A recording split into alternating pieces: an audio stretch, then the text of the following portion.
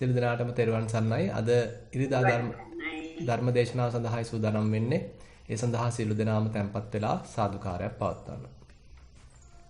නමෝ තස්ස භගවතෝ අරහතෝ සම්මා සම්බුද්දස්ස. නමෝ තස්ස භගවතෝ අරහතෝ සම්මා සම්බුද්දස්ස. නමෝ තස්ස භගවතෝ අරහතෝ සම්මා සම්බුද්දස්ස. කායගතා සති භික්කවේ භාවිතා බහුලී කතා මහප්පලා හෝති මහානිසංසාති.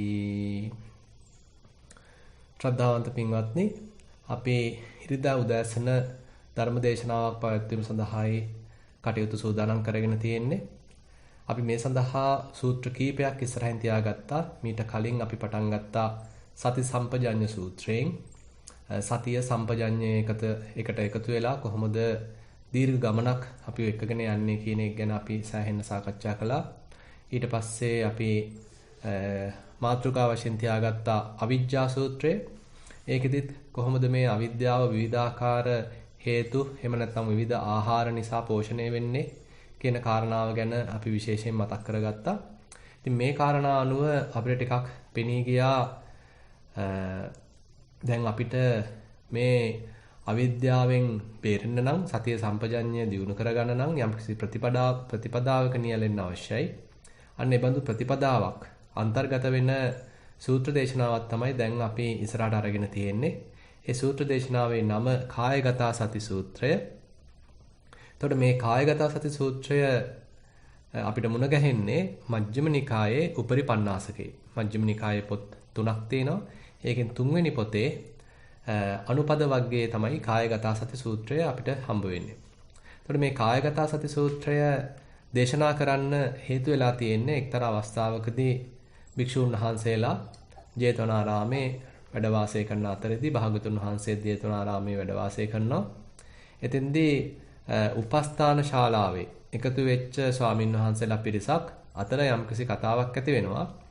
අච්චරියං ආවුසෝ අබ්බූතං ආවුසෝ යාවංචිදං තේන භගවතා ඥානතා පස්සතා අරහතා සම්මා සම්බුද්ධේන කායගතා සති භාවිතා බහුලී කතා මහප්පලා වුත්තා මහානිසංසාති.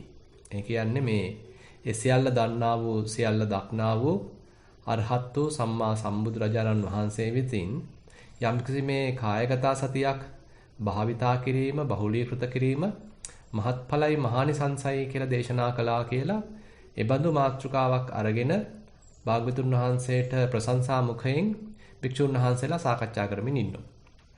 ඉතින් එතකොට ඒ අවස්ථාවේදී තමයි භාග්‍යවතුන් වහන්සේ ඔය පිරිස අතරට පැමිණෙන්නේ. ඊට පස්සේ භාග්‍යවතුන් වහන්සේ විමසනවා කිමෙක්ද මහණෙනි මේ මම එන්ට පෙර ආතුව මේ සාකච්ඡා කරමින් හිටියේ කියලා. එතකොට යාර ස්වාමීන් වහන්සේලා තමන් වහන්සේලා ඒ සාකච්ඡා කරමින් හිටිය මාතෘකාව ගැන යම් සඳහනක් කළාට පස්සේ ඊට පස්සේ තමයි බුදුරජාණන් වහන්සේ කියන්නේ කොහොමද මේ කතම් භාවිතාච භික්ඛවේ කායගතා සති කතම් බහුලී කතා මහප්පලා හෝති මහානිසංසා. මහන්නේ කොයි විදිහට දියුණු කරපු කොයි විදිහට බහුලීකృత කරපු කායගත සතියද මහත්ඵල මහානිසංස වෙන්නේ කියලා ඔන්න දැන් බුදුරජාණන් වහන්සේ මාතෘකාවක් ගන්නවා මේ භික්ෂූන් වහන්සේලාට කියලා දෙන්න නිවැරදිව කායගත සතියක් වඩන ආකාරය. එතකොට අපිටත් බොහොම වටිනවා මොකද අපිත් මේ ප්‍රතිපදාවක නියැලෙන්න උත්සාහයක් දරන පිරිසක්. එතකොට අපිට මේ බඳු ප්‍රතිපදාවක් බුදුරජාණන් වහන්සේගේ මුවින්ම මේ භික්ෂූන් වහන්සේලාට බොහෝම මුල ඉඳන් සරලව විස්තර කරද්දී ඉතින් අපිටත් මේ බඳු දේශනාවක් ඉතාම ප්‍රයෝජනවත් වෙනවා. ඒ නිසා අපි දැන් පියවරෙන් පියවර මේ සූත්‍රයේ ඉස්සරහට යනවා. කොහොමද මේ භාගතුන් වහන්සේ පෙන්ලා දෙන නිවැරදි කායගත සතිය වඩන්නේ කියලා. එතකොට මේ සූත්‍රයේ භාගතුන් වහන්සේ මුලින්ම පටන් අරන් තියෙන්නේ ආනාපාන සතියෙන්. ආනාපාන සතිය වඩන ආකාරය දේශනා කරනවා කයට අනුබද්ධව.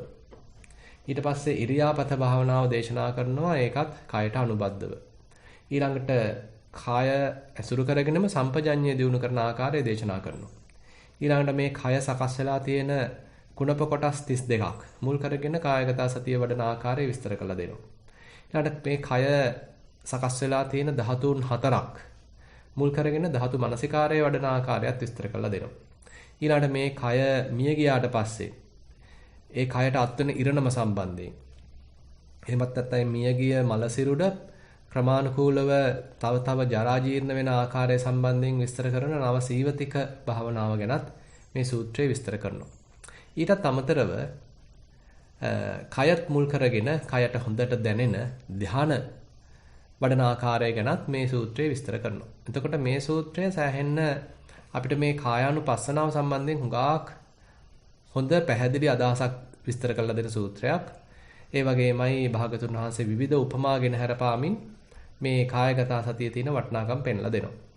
දැන් කායගත සතිය කිව්වහම කායානුපස්සනාවට සම්පූර්ණයෙන්ම සම්බන්ධයි. දැන් සතිපට්ඨාන සූත්‍රයේ කායානුපස්සනාව. එහෙම නැත්නම් කයානුව බලමින් පවත්වන සිහිය ගැන කමඨහන් 14ක් එනවා. ඉතින් මේ 14ම මෙතනක් තියෙනවා.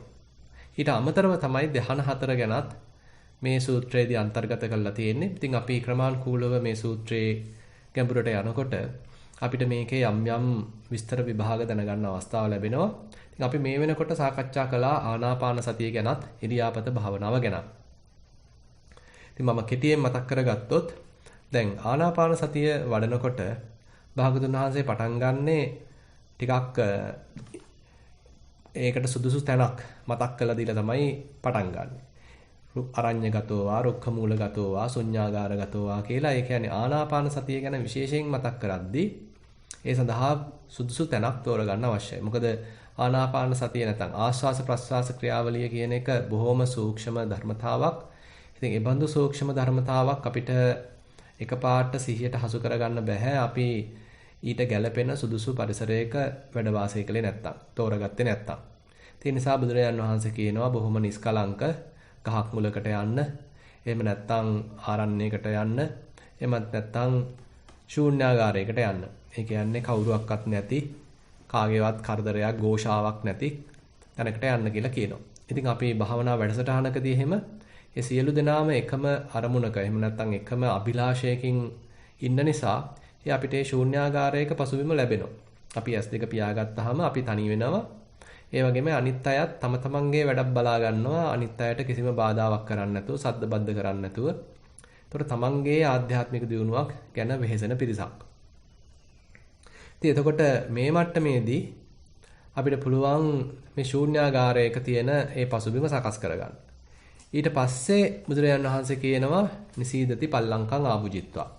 ඒ කියන්නේ හොඳට වාඩි වෙලා පළක් බැඳලා වාඩි වෙලා හොඳට පట్టල වෙලා ඒ වාඩි වෙන ආකාරය ගැන පවා කියනවා. ඒ කියන්නේ දැන් ආනාපාන සතිය කියන්නේ ආස්වාස ප්‍රස්වාස ක්‍රියාවලිය, ඒ ක්‍රියාවලියට හොඳට නිදැල්ලේ සිද්ධ වෙන්න අපි පුළුවන් උපරිමෙන් සහයෝගය දෙන්න ඕනේ. පුළුවන් උපරිමෙන් අපේ ඉරියව්ව සකස් කරලා සහයෝගය දෙන්න ඕනේ. ඒ නිසා තමයි හොඳට පළක් බැඳලා වාඩි වෙන්න. හොඳට වෙහෙරක් බැඳා වගේ නැත්නම් හුඹහක් බැඳා වගේ පිරමීඩයක් වගේ අපේ කය හොඳට තැම්පත් කරලා තියෙනකොට ඒ උවමනා කරන කායික පහසුව සැහැල්ලුව ලැබෙනවා. යම්කිසි කායික සුවයක් තියෙනවා. අන්න ඒ සුවය භුක්ති විඳිමින් ඒ පහසුව භුක්ති විඳිමින් තමයි දැන් ආනාපාන සතිය කෙනෙක් වඩන්නේ. ඉතින් එතකොට බුදුරජාණන් වහන්සේ එතන පටන් ගන්න ඉතාම සරල තැනකින් සතෝ වස්ස සති සතෝ පස්ස සති කියලා. දැන් ඒ කියන්නේ හුස්ම රැල්ල දිහා බලාගෙන ඉන්නවා. ආස්වාසයක් සිද්ධ වෙනකොට ආස්වාසයේ බව දැනගන්නවා. ප්‍රස්වාසයක් සිද්ධ වෙනකොට ප්‍රස්වාසයේ බව දැනගන්නවා. ඒත් අපි මේ සඳහා අපේ අවධානය නාසිකාග්‍රේ පවත්වන්න ඕනේ. ඒකත් භාගතුන් වහන්සේම කියනවා. පරිමුඛං සතින් උපට්ඨපෙත්වා. මේ මුඛ නිමිත්ත ආසන්නේ නැත්නම් නාසිකාග්‍රේ ආසන්නේ අපේ සිහිය පවත්වනවා. සිහිය පවත්වනකොට තමයි අපිට එතන ආස්වාසය සිද්ධ වෙන ආකාරය ප්‍රස්වාසය සිද්ධ වෙන ආකාරය දැනගන්න අවස්ථාව ලැබෙන්නේ. ඒ කියන්නේ මෙතෙන්දී ආස්වාසයත් එක්ක ඇතුළට යන්නෙත් නැහැ ප්‍රස්වාසයත් එක්ක පිටතට යන්නෙත් නැහැ. අපි බොහොම සාවධානව නාසිකාග්‍රේ ප්‍රදේශයේ අවධානය පවත්වමින් හුස්ම රැල්ල පැමිණෙන තාක් බලාගෙන ඉන්නවා. නිසල්මනේ ඉන්නවා. සාවධානව ඉන්නවා. එතකොට ඒ අපි නැවතිලා ඉන්න තැන නාසිකාග්‍රේ අසල අපි නැවතිලා ඉන්න තැන පසු කරගෙන ඔන්න ආස්වාසයක් ඇතුළට යනවා. අපි එතකොට මෙන්න මේක ආස්වාසයක් කියලා දැනගන්නවා.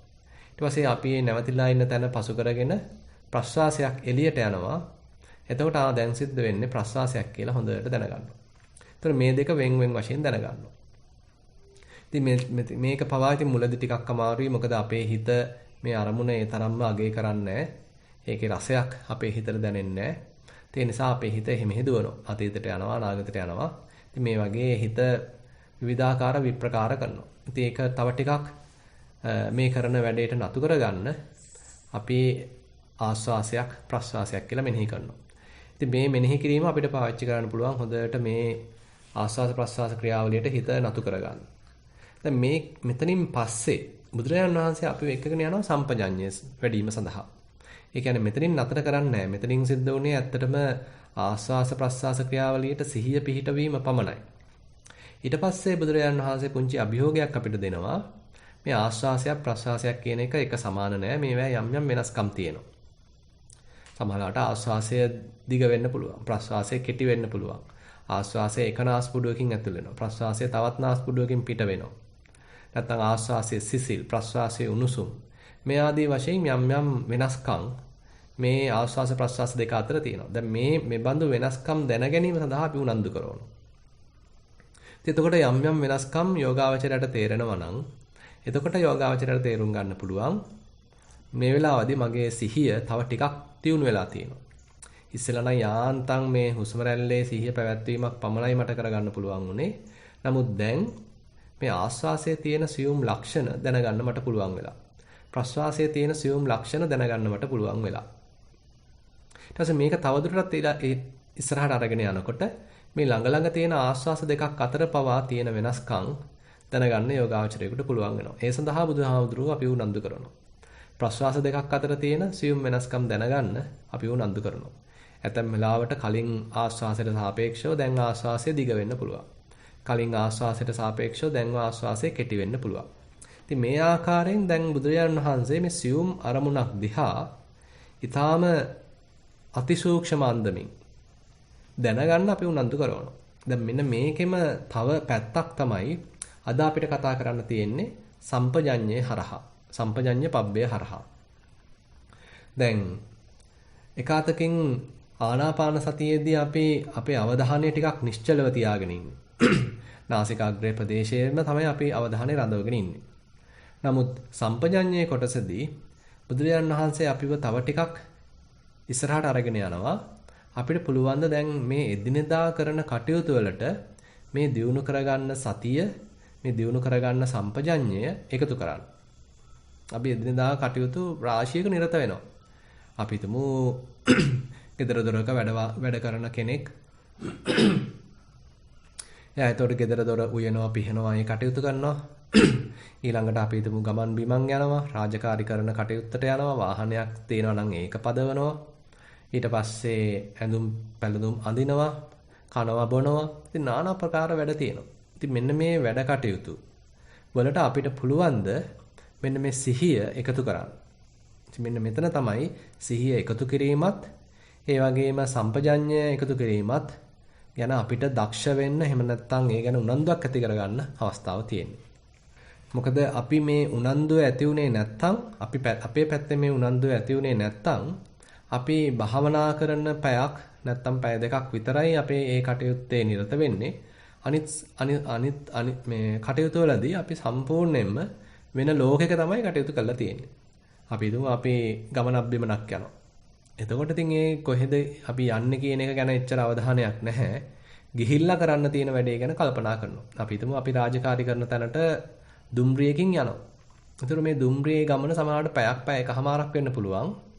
ඉතින් අපි මේ මුළු දුම්රිය ගමනේදීම වෙන වෙන දේවල් ගැන කල්පනා කර වටපිට බලබලා නැත්තම් රාජකාරී කරන තැනට ගිහිල්ලා කරන්න තියෙන රාජකාරිය ගැන හිතා සැලසුම් හදා යනවා. ඒතර කය නිකන් ඔහේ යනවා. අපි කියනවා නිකන් ඔටෝ පයිලට් දාලා කියලා. නිකන් ඔහේ කය යනවා. අපි මෙලෝ සිහියකින් නෙමෙයි ඉන්නේ. එහෙම නැත්තම් පුරුද්දට අපි හිතමු දත් මදිනවා. ඉතින් ඔහේ අපි හිතමු ඒ දත් මදින තැනකට නැත්තම් අපේ වැසිකිලි කැසිකිලි කරන තැනකට ගිහිල්ලා ඒ වුමනා කරන කටයුත්ත කරගන්නවා. නමුත් කිසිම සිහියක් නැහැ. වෙන ලෝකයක ඉඳලා තමයි අපි කටයුතු කරලා තියෙන්නේ. ඒ කරන වැඩේ ගැන කිසිම අවධානයක් නැහැ. නැත්තම් අපි හිතමු අපි ගෙදර අතු ගන්නවා, මිදුළු අතු ගන්නවා. ඉතින් ඒ කටයුත්තත් ඔහේ කෙරෙනවා. නමුත් ඒක කරන බව අපි දන්නේ නැහැ. අපි ඉන්නේ වෙන මොනවා හරි අපිට ඊටා වැදගත් කියලා හිතාගත්ත දෙයක් ගැන කල්පනා කර. ඉස්සරහට කරන්න තියෙන දෙයක් ගැන කල්පනා කර. නැත්තම් වෙච්ච දෙයක් ගැන කල්පනා කර කර අපි හිතනවා මේ අතුගාන වැඩේ ඒ තරම් මට වැදගත් දෙයක් නෙමෙයි. මේක ඔහේ කෙරුණාට කමක් නැහැ කියලා අපි ඒක ඔහේ වෙන්න ඉඩ හැරලා ඒ ගැන කිසිම අවධානයක් නැතිව අපි වෙන ලෝකයක ඉඳගෙන මේ වැඩේ කරනවා. ඉතින් ඒක නෙමෙයි දැන් බුදුහාමුදුරුවෝ කරන්න කියන්නේ. මේ එදිනෙදා කරන සෑම කටයුත්තක්ම පුළුවන් ද සිහියෙන් කරන්න. ඒ කරන වැඩේට විශේෂ අවධානයක් දීලා. උදාහරණයක් වශයෙන් බුදුහාමුදුරුවෝ පටන් ගන්නෙ අභික්ඛන්තේ පටික්ඛන්තේ සම්පජානකාරී හෝති. දැන් අපි සමහරලාට ඉස්සරහට යනවා. අපි තුමු ඔන්න ලියුම් කාර්යය ඇවිල්ලා මේ සීනුව නාද කරනවා. ඉතින් අපිට ගිහිල්ලා ඔන්න ලියුම ගන්න සිද්ධ වෙනවා. ඉතින් අපිට ඒ සඳහා ඉස්සරහට යන්න අවශ්‍යයි. දැන් අපි මේක ලියුම ගන්න යනකොට මේ කාගෙන්ද එවලා තියෙන ලියුම නැත්තම් මේ මොනවා වෙලාද දන්නේ නැහැ. මේක ඇතුලේ මොනවා තියෙනවද දන්නේ නැහැ. මට කාලෙකින් තමයි ලියුමක් ආවේ. කීකේ හිතා යනවද? එහෙම නැත්තම් දැන් මේ ඉස්සරහට යනවා. දැන් මොන ඉස්සරහට ඇවිදගෙන යනවා.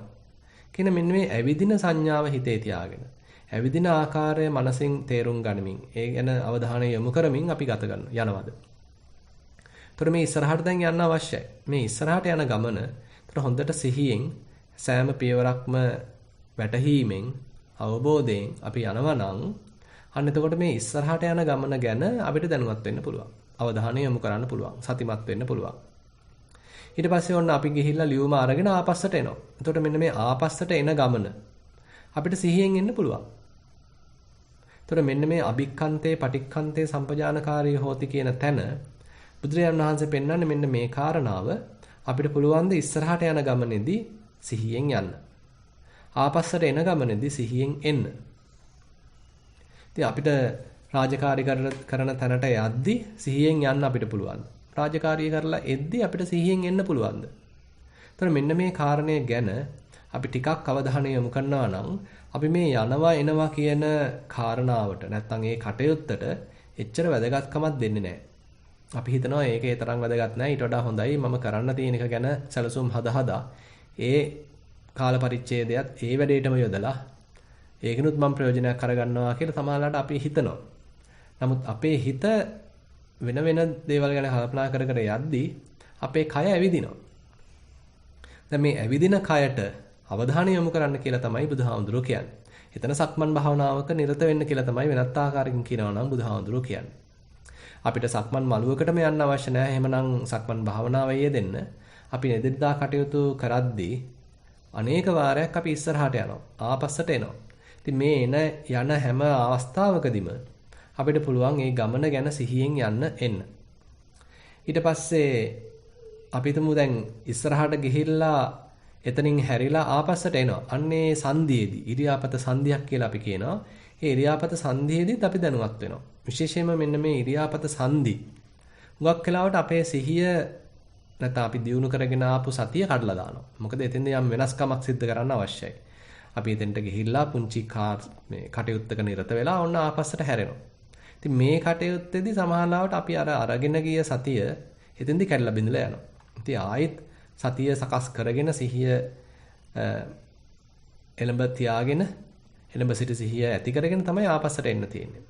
නමුත් යෝගාවචරයේ ටික ටික මේක දියුණු කරනකොට එයා දක්ෂ වෙනවා අර ඉරියාපත සංධිවලදී මේ සිහිය කඩා ගන්න නැතුව සතිය කඩා ගන්න නැතුව අඛණ්ඩ සතියක් පවත්වාගෙන ඒ කටයුත්තේ නිරත වෙන්න. ඇත්තටම පින්වත්නි අපිට මුලදී මේ වගේ ලොකු උද්‍යෝගයකින් පොඩ්ඩක් වෙහෙස වෙලා මේ සිහිය දියුණු කරගන්න අවශ්‍ය වෙනවා. එහෙම නැතුව අපිට මේ අපි ගාව තියෙන දුර්වල සතිය ප්‍රමාණවත් වෙන්නේ මේ බුදුරජාණන් වහන්සේ පෙන්වන ගමන යන්න.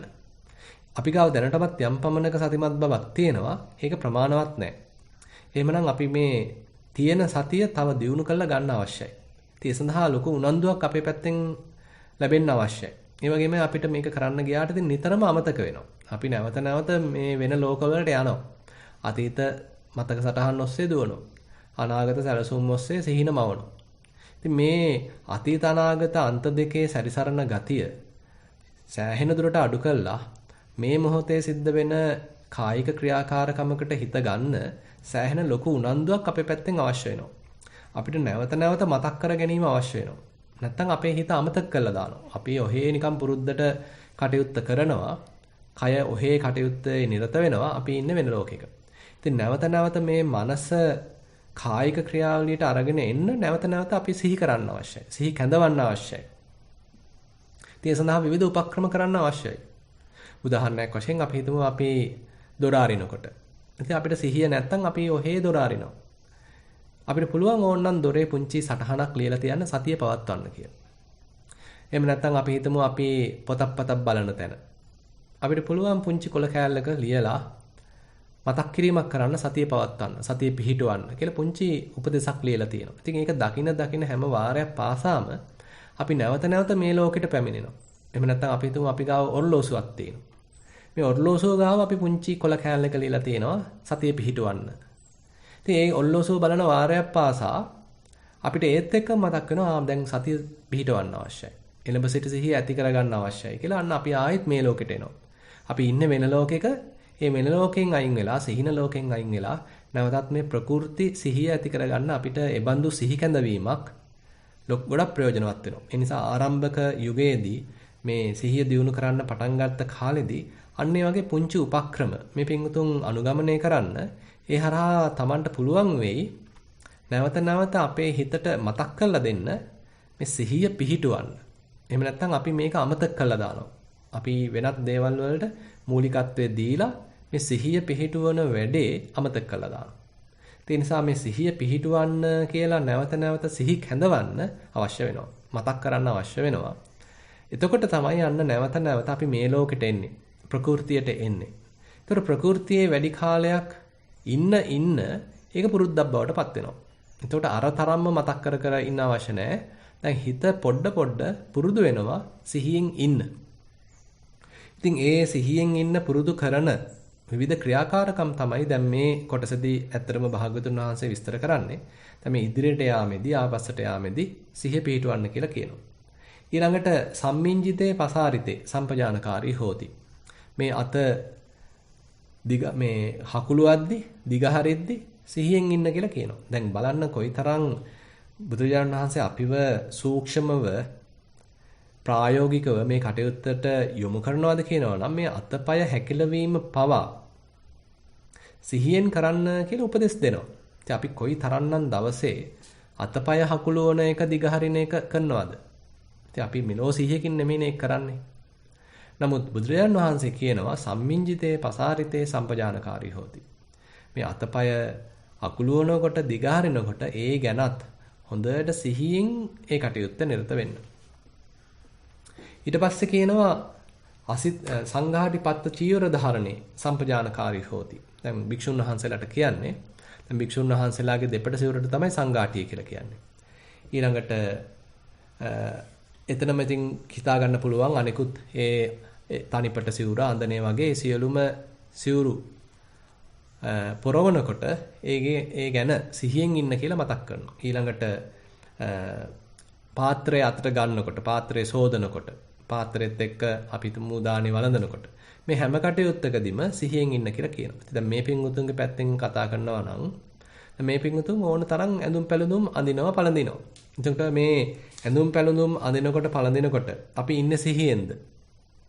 එහෙම නැත්නම් අපි නිකන් ඒක නොසලකා හැරලා ඒවා මේ සරල වැඩ ඒවට මම ඒ තරම් අවධානයක් යොමු කරන්න අවශ්‍ය නැහැ. ඒවා ඔහේ පුරුද්දට කිරිද්දෙන් කියලා අපි වෙන දිහාවක් බලාගෙන වෙන දේවල් ගැන අහුම්කම් දීගෙන වෙන දෙයක් ගැන හිතා අපි ඒ කටයුත්තේ නිරත වෙනවා. දැන් ඒක නෙමෙයි අවශ්‍ය වෙන්නේ. මේ අපි කතා කරන්නේ ඊටාම සරල අපි එදිනදා ජීවිතේ කරන අතිශය සරල කටයුතු. අපි සාමාන්‍යයෙන් කිසිම වැදගත්කමක් දීපු නැති කටයුතු එක අතකින් බැලුවාම.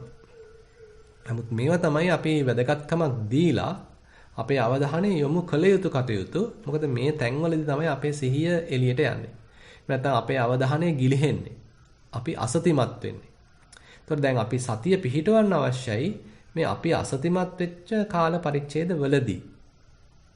දැන් පොඩ සිහිය පිහිටවන්න අපිට තේරෙන්න ගන්නවා එක එක කටයුතු වලදී අපිට දැන් ටිකක් සිහිය පිහිටවන්න පුළුවන්. හැබැයි තාමත් යම් අනෙකුත් කටයුතු වලදී අපේ සිහිය නැහැ. අපි මේ ලෝකෙ නෙමෙයි ඉන්නේ. වෙන දේවල් කල්පනා කර තමයි මේ කටයුත්තේ නිරත වුනේ. කියලා Tamanට යම්කිසි පොත් ලැබීමක් කරන්න අවස්ථාව ලැබෙනවා. එතකොට අපි උත්සාහන්ත විය යුතුයි කොහෙද මම සිහියෙන් නැතිව කටයුතු කළේ? සිහිය නැතිව කටයුතු කළේ කොහෙදද? මොන වැඩ කටයුතු වලදීද කියලා ඔන්න ඊට පස්සේ අපි උත්සාහවත් වෙනවා යම්කිසි වීරයක් දරනවා. ඒ අපි අසිහියෙන් කරපු කටයුතු වලදීත් සිහියෙන් කටයුතු කිරීම පිණිස. ඉතින් මෙන්න මේ උත්සාහය මෙන්න මේ උද්‍යෝගයේ උනන්දුව අපේ පැත්තෙන් පැමිණිය යුතුයි. එහෙම නැතුව ගුරුවරයෙකුට වැඩිහිටියෙකුට කියලා දෙන්න අමාරුයි. මෙන්න මේ කටයුතු කරද්දී සිහිය තිබුණේ නැහැ. ඒ කටයුත්තත් සිහියෙන් කරන්න කියලා ඉතින් හැමතිස්සෙම ඇඟිල්ලෙන් අල්ලලා මතක් කරන්න බෑ. අපේ පැත්තෙන් අපි දැනුවත් වෙන්න ඕනේ, අවදියෙන් ඉන්න ඕනේ. කොහෙදද මම අසිහියෙන් කටයුතු කළේ?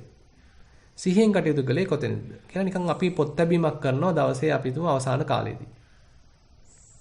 එතකොට මතක් වෙනවා නම් අන්න මේ කටයුතු දැන් මට සිහියෙන් කරන්න පුළුවන්. තවමත් වෙනත් යම් කටයුතු කරද්දී ඒවැ නිරත වෙද්දී මට සිහිය නැහැ. කියලා අන්න Tamanට බොහොම අවංකව තේරෙනවා නම්. එතකොට අපිට තියෙන්නේ ඒ හිස්තැන් ටික පුරවන්න. අපිට තාමත් සිහිය පිහිටුවා ගන්න අපහසු වෙච්ච, අමාරු වෙච්ච තැන් ටිකෙද්දිත් සිහිය පිහිටුවා ගන්න උත්සාහන්ත වෙන්නයි තියෙන්නේ. ඉතින් එතකොට බුදුරජාණන් වහන්සේ කියනවා දැන් මේ ඇඳුම් පැළඳුම් අඳිනකොට පළඳිනකොටත් ඒ කරන කටයුත්ත ගැන සිහියෙන් කරන්න. අපි තුමු අපි කමිසයක් අඳිනවා. ඉතින් කමිසේ අතට ගන්නකොට ඊළඟට ඒ එක අතක් ඇතුල් කරනකොට ඊළඟ අත ඇතුල් කරනකොට ඊළඟට හොඳට කමිසේ සකස් කර ගන්නකොට ඊළඟට බොත්තමෙන් බොත්තම දාගෙන යනකොට අපිට ඒ කටයුත්ත සිහියෙන් කරන්න පුළුවන්. ඉතින් අපි මේවා සාමාන්‍යයෙන් සලකන්නේ නැහැ නේ තරම් වැදගත් කියලා. දැන් බුදුහාමුදුරුවෝ මේ ඊටාම සරල එදිනෙදා කටයුතු වලට තමයි අපිව දැන් මේ යොමු කරලා තියෙන්නේ. ඒ එදිනෙදා කටයුතු වලදී සිහිය දියුණු කරන ආකාරය තමයි මෙතෙන්දි විස්තර කරලා දෙන්නේ. ඉතින් අපි මේකට වැදගත්කමක් දුන්නේ නැත්නම් අපි හිතනවා මේ භාවනාව කියන්නේ අනිවාර්යයෙන්ම පළඟක් බැඳලා වාඩි වෙලා බොහෝම නිශ්ශබ්ද තැනකට ගිහිල්ලා කාත් කවුරුවත් නැති තැනකට ගිහිල්ලා කරන වැඩක් කියලා. දැන් එහෙම නෙමෙයි. මේ දිනදා කටයුතු කියලා කියන්නේ අපි ඇතැම් වෙලාවට යම් පිරිසක් ඉන්නත් පුළුවන්, ඇතැම් වෙලාවට අපි තනියෙන් කරන වැඩක් වෙන්නත් පුළුවන්. ඒ සෑම කටයුත්තක්ම එහෙමනම් අපි දක්ෂ වෙන්න ඕනේ මේ සිහිය දියුණු කරන ක්‍රියාවලියට උපකාරයක් වශයෙන් පාවිච්චි කරන්න. දැන් ඊට පස්සේ බුදුරජාන් වහන්සේ කියනවා අසිතේ පීතේ කායිතේ සායිතේ සම්පජානකාරී හෝති. ඒ කියන්නේ යම්කිසි කෑමක් කනකොට යමක් අනුභව කරද්දී ඒ ගැන දැනුවත් වෙන්න කියලා කියනවා. ඒ කියන්නේ අපි තුමු දැන් අපි ආහාර අනුභව කරනවා. කෑම බෙදා ගන්නවා. ඉතින් අපි තුමු වෑංජන් කීපයක් තියෙනවා. ඒවා අපි දකිනවා. ඊළඟට අපේ පිඟාන තියෙනවා. නැත්නම් භික්ෂුන් වහන්සේ කෙනෙක් නම් පාත්‍රයේ තියෙනවා. අපි හැන්දෙන් පොඩ බෙදා ගන්නවා, බත් බෙදා ගන්නවා, ඒ වෑංජන බෙදා ගන්නවා. ඉතින් ඒ ගැන දැනුවත්ව ඒ කටයුත්තේ නිරත වෙනවා. ඊට පස්සේ අපි කෑම ගන්න ආසනයට පැමිණෙනවා, එතන වාඩි වෙනවා. ඊට පස්සේ අපි ඒ ආහාර දැන් අනන්න පටන් ගන්නවා. ඒ විවිධාකාර වෑංජන පොඩ අරගෙන එකතු කරනවා. හොඳට දැන් තමන් ඒ ආහාරයකට අනනවා, මිශ්‍ර කරනවා. එතකොට තමන්ගේ ඇඟිලි වලට යම් දැනීමක් තියෙනවා. සමහරවිට කටටත් කෙලවුණනවා නම් ඒකත් තේරෙනවා. ඊට පස්සේ අපි තුමු ආහාර පිටක් අරගෙන කනට ඇතුල් කරනවා. දැන් ඔන්න ඒකේ සුවඳ, ඒකේ රස අපිට තේරෙන්න පටන් ගන්නවා. දැන් ඕක හොඳට විකනවා. තව අපිට මේ තොරතුරු දැනෙන්න පටන් ගන්නවා. ඊළඟට ඔන්න අපි ආහාර පිට ගිලිනවා. එතකොට දැනීමත් විවිධාකාර දැනීම් තියෙනවා. ඊළඟ ආහාර පිට ආඬනවා. ඉතින් මෙන්න මේ විදිහට අපිට මේ ආහාර ගැනීමේ ක්‍රියාවලිය අතිශය සිහියෙන් කරන්න පුළුවන් ක්‍රියාවලියක්. මොකද හුඟක් වෙලාවට අපි ආහාර ගනිද්දී අද වර්තමාන කාලෙදී නම් අපි එක්ක රූපවාහිනියක් දිහා බලාගෙන නැත්නම් ප්‍රවෘත්ති පත්‍රයක් දිහා බලාගෙන නැත්නම් ප්‍රවෘත්ති වලට අහුම්කම් දීගෙන නැත්නම් මොකක් හරි වෙනත් සංගීතයකට අහුම්කම් දීගෙන තවත් අයත් එක්ක කතා කර තමයි ආහාර ගන්න. නමුත් මෙතෙන්දී මේ අපේ ජීවිතේ පවත්වා ගැනීම පිණිස අපි දවසට දෙපාරක් තුන් පාරක් කරන මේ කටයුත්ත අපිට පුළුවන් නම් යම්කිසි වැදගත්කමක් දීලා යම් ප්‍රමුඛත්වයක් දීලා වටිනකමක් දීලා බොහොම සිහියෙන් කරන්න. එතකොට අන්න මේ ආහාර ගැනීමේ ක්‍රියාවලිය අපිට පැති කීපයකින් ඉස්සරහට ගන්න පුළුවන්, ප්‍රයෝජනෙට ගන්න පුළුවන්. ඒක මේ අපේ ශරීරය පෝෂණය කිරීමක් පමණක් වෙන්නේ නැහැ. අපේ සතිය සම්පජඤ්ඤය පෝෂණය කරන්නත් උදව් වෙනවා. මොකද මෙතන තියෙනවා සෑහෙන ඉරියාපත සංදි. ඒ කියන්නේ ආහාර එකින් එක කොටස මිශ්‍ර කරද්දී එතන යම් වෙනස්කම් තියෙනවා. ඊට මේ අපි තුමු ව්‍යංජන එකින් එක අර ගන්නවා. එතන යම් වෙනස්කම් තියෙනවා. ඊට පස්සේ ඔක්කොම ටික එකතු කරලා ආනනවා. ඒක තව කටයුත්තක්. ඊට මේ අනපු ආහාර පිඬ කටට අරගෙන එනවා. ඒක තව කටයුත්තක්. ඊට පස්සේ සුවඳ දැනෙනවා. ඒක තව කටයුත්තක්. ඊට පස්සේ අපි ආහාර පිඬ හපනවා. ඒවා කෙලත් එක්ක මිශ්‍ර වෙනවා. ඒක තවත් කටයුත්තක්. මේක ගිලිනවා තවත් කටයුත්තක්. මේ විවිධාකාර කටයුතු තමයි පෙළ ගැහිලා තියෙන්නේ. දැන් මෙතන එක කටයුත්තක් නෙමෙයි. අපි සාමාන්‍යයෙන් කියනවා අපි කෑම කනවා ආහාර අනුභව කරනවා කියලා. නමුත් මේ ක්‍රියාදාමයක් මෙතන තියෙන්නේ. ඊටා පුංචි ක්‍රියාදාමයක් මෙතන තියෙන්නේ. ඒතකොට මේ සෑම පුංචි ක්‍රියාවලියකදීම අපිට දැනුවත් වෙන්න පුළුවන් නම් අන්න අපි කියනවා සම්පජානකාරෝ හොති. සම්පජඤ්ඤය කියන්නේ අන්න ඒකයි. ඒ කියන්නේ දැන් අර අපි ආනාපාන සතිය ගැන මුලින්ම මතක් කරද්දී මේ පිටුතුන්ට මතක ඇති මං කිව්වා ආස්වාසයක් ප්‍රස්වාසයක් අතර තියෙන වෙනස්කම්. ඉතින් අන්නේ වෙනස්කම් හඳුනාගත්ත හිත අන්නේ හැකියාව දැන් අපි මේ ප්‍රායෝගිකව එදිනදා කටයුතු වලට යොදා ගන්නවා. ඒක එතනින් නවත්තලා දාන්නේ නැහැ. ඒක එතනින් අවසන් කරලා දාන්නේ නැහැ. එතෙන්ට පමණක් නෙමෙයි ඒක ප්‍රයෝජනවත් වෙන්නේ.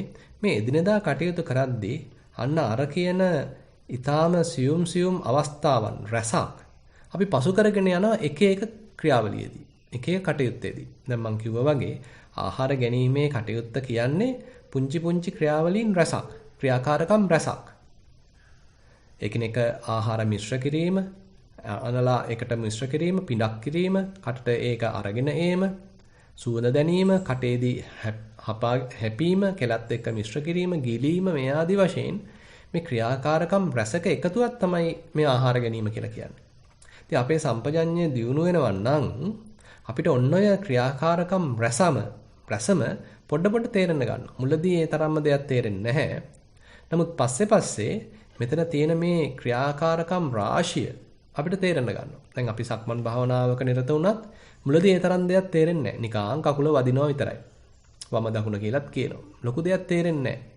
නමුත් පස්සේ වම දකුණ කියන එක නවත්තලත් මේ කටයුත්ත කරන්න අපිට හැකියාව ලැබෙනවා.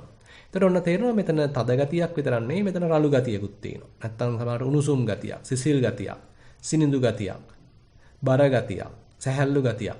මේ වගේ අපිට කලින් නොදකපු විවිධාකාර ලක්ෂණ තේරෙන්න පටන් ගන්නවා. ඔන්න ඒ වගේ තමයි දැන් මේ ආහාර ගැනීමේ ක්‍රියාවලියෙදිත් අපිට මුලින් ඒ තරම් යමක් නොතේරුණාට පස්සේ මේක දියුණු වෙන්න සෑහෙන තොරතුරු රසක් අපිට හමු වෙන්න පටන් ගන්නවා. මෙන්න මේ තොරතුරු ටික ලැබෙනවා කියලා කියන්නේ අපේ සම්පජඤ්ඤය දියුණු වෙනවා කියන කාරණයයි. එතකොට අපිටම තේරුම් ගන්න පුළුවන් අපේ මේ උත්සාහය හරහා අපේ මේ වීරය හරහා අපි මේ යෙදෙන අභ්‍යාස හරහා කෙතෙක් දුරට අපේ සතිය සම්පජඤ්ඤය දියුණු වෙනවාද කියන එක අපිටම මැනගන්න පුළුවන්. ආයි ගුරුවරයෙක්ගෙන් ගිහිල්ලා අහන්න දෙයක් නැහැ. අපිටම තේරෙනවා කලින්ට වඩා මට මේ ආහාර ගැනීමේ ක්‍රියාවලියේදී හොඳට දැනුවත්ව ඒ පුංචි අවස්ථාවන් ගැන හොඳ අවධානයෙන් ඒ විවිධ ක්‍රියාකාරකම් ගැන හොඳ අවධානයෙන් ඒ සියල්ල දැනගනිමින් කිරීමේ හැකියාව දැන් මට පහළ වෙලා නම් ඒ කියන්නේ දැන් මගේ සම්පජඤ්ඤය දියුණු වෙනවා. ඊළඟට බුදුහාඳුරෝ කියනවා අසිතේ පීතේ. පීතේ කියන්නේ බොනවා. අපි මොනවා හරි අපි තුමු තේ එකක් බොනවා. ඉතින් තේ එකක් හදාගන්න එපා. අපි තුමු ඔන්න සීනි ටිකක් දානවා, තේකොළ ටිකක් දානවා. ඒකට උණු වතුර ටිකක් දානවා. දැන් මේක මිශ්‍ර කරනවා. ඊළඟට අපි ඕක මිශ්‍ර වෙලා ඇතිද කියලා නැත්නම් සීනි ඇතිද කියලා පොඩ්ඩක් දිව ගාලා බලනවා. මදි නම් ආයෙ ඔන්න සීනි ටිකක් දානවා. ආයෙත් ඔන්න හැදි ගන්නවා. ඊළඟට ආයෙ ඔන්න පොඩ අපි පානය කරනවා. අපිට තේ එකේ රසනේ දැනෙනවා. ඒකේ රස දැනෙනවා, කහට රස දැනෙනවා, පැණි රස දැනෙනවා. ඒ අපි පොඩ ඒක ගිලිනවා. ඉතින් මේ සෑම පුංචි ක්‍රියාවක්ම මේ යමක් පානය කිරීම කියන මේ කටයුත්තේ තියෙනවා. ඉතින් අපිට උනන්දුව තියෙනවා නම් අපිට උත්සාහය තියෙනවා නම් අපිට පුළුවන් එතකොට මේ තේ එක බොන එක බොහොම සිහියෙන් කරගන්න. එහෙම නැත්නම් ඉතින් අපි වෙන කවුරු හරි එක කතා කර පත්තරයක් බල රූපවාහිනිය බල ඔහේ තේ බොනෝ තේ පෙවෙනවා කියන්න පුළුවන්. බොනවා නෙමෙයි ඉතින්. දැන් මේ කියන්නේ කය ඒ අවස්ථාවේදී තේ එකක් බොනවා නම් අනේ තේ එක බොන එක ගැන හොඳ අවධානයෙන් ඒ සියලු කටයුත්තට අවධානය යොමු කරලා ඒ කටයුත්ත කරන්න පුළුවන් නම් අපිට අපි මුලින් තනි කටයුත්තක් මෙතන තියෙන්නේ කියලා හිතාගත්ත ඒ කටයුත්තේම පුංචි කටයුතු රැසක් තේරෙන්න පටන් ගන්නවා. අන්න අපේ සම්පජඤ්ඤය දියුණු වෙනවා. ඊළඟට කියනවා අසිතේ පීතේ කායිතේ සායිතේ. කායිතේ කියලා කියන්නේ අපි යම් දේවල් කඩලා කනවා. ඒ කියන්නේ අපි දෙමොන්න අපි peer කෑල්ලක් කඩ තමයි කන්නේ. අපි තුමු චොක්ලට් එකක්. ඔන්න අපි කඩ කඩා කනවා. ඉතින් මෙන්න මේ කඩලා කනකොට එතකොටත් ඔන්න අපිට සිහිය දිනු කරන්න පුළුවන්. ඊළඟට අපිට සමහර දේවල් තියෙනවා රස බලන්න. අපි තුමු ඔන්න දැන් මී පැණි ටිකක්. ඒක රස බලනවා. ඒක කනවත් නෙමෙයි, කඩ කඩා කනවත් නෙමෙයි. ඒක රස බලනවා. ඉතින් බුදුරජාණන් වහන්සේ කොයිතරම්නම් ප්‍රායෝගිකව මේ වගේ දේවල් විස්තර කරලා තියෙනවද කියන එක අපිට මේ අනුව තේරුම් ගන්න පුළුවන්. ඉතින් මේ දේශනා කරන්නේ තනිකර ප්‍රායෝගික මාර්ගයක්. නිසා මේ පින්වතුන් හිතන්න එපා මේ භාවනා කරනවා කියන එක ඒ භාවනා කරන තැනකට විතරක් ගිහිල්ලා ඒ තෝරගත්ත වෙලාවෙදි විතරක් පැයක් හමාරක් කරලා අවසන් කරන්න පුළුවන් එකක් කියලා. මේක අපි උනන්දු වෙන්න ඕනේ අපේ ජීවිතයට එකතු කරගන්න. ප්‍රායෝගිකව මේක වඩන්න අපි උත්සාහන්ත වෙන්න ඕනේ. එහෙම නැතුව ඉතින් අපිට කවදාවත් මේක කරන්න හම්බෙන්නේ නැහැ. අපි පොඩ්ඩක් විනාඩියක් 10ක් භාවනා කළා කියලා ඒ වමනා කරන ශක්තිය ඇති කරගන්න අමාරුයි. ඒකයි අපි මේ බුදුරජාන් වහන්සේ මතක් කරලා තියෙන මේ සූත්‍ර ඉස්සරහට ගන්නේ කොයිතරම්නම් ප්‍රායෝගිකව භාගතුන් වහන්සේ මේ වෙද්දී විස්තර කරලා දෙනවද මේ එදිනදා කරන සාමාන්‍ය කටයුතු වලදී සරල කටයුතු වලදී සිහිය පිහිටුවා ගන්න එක වැදගත් කළා.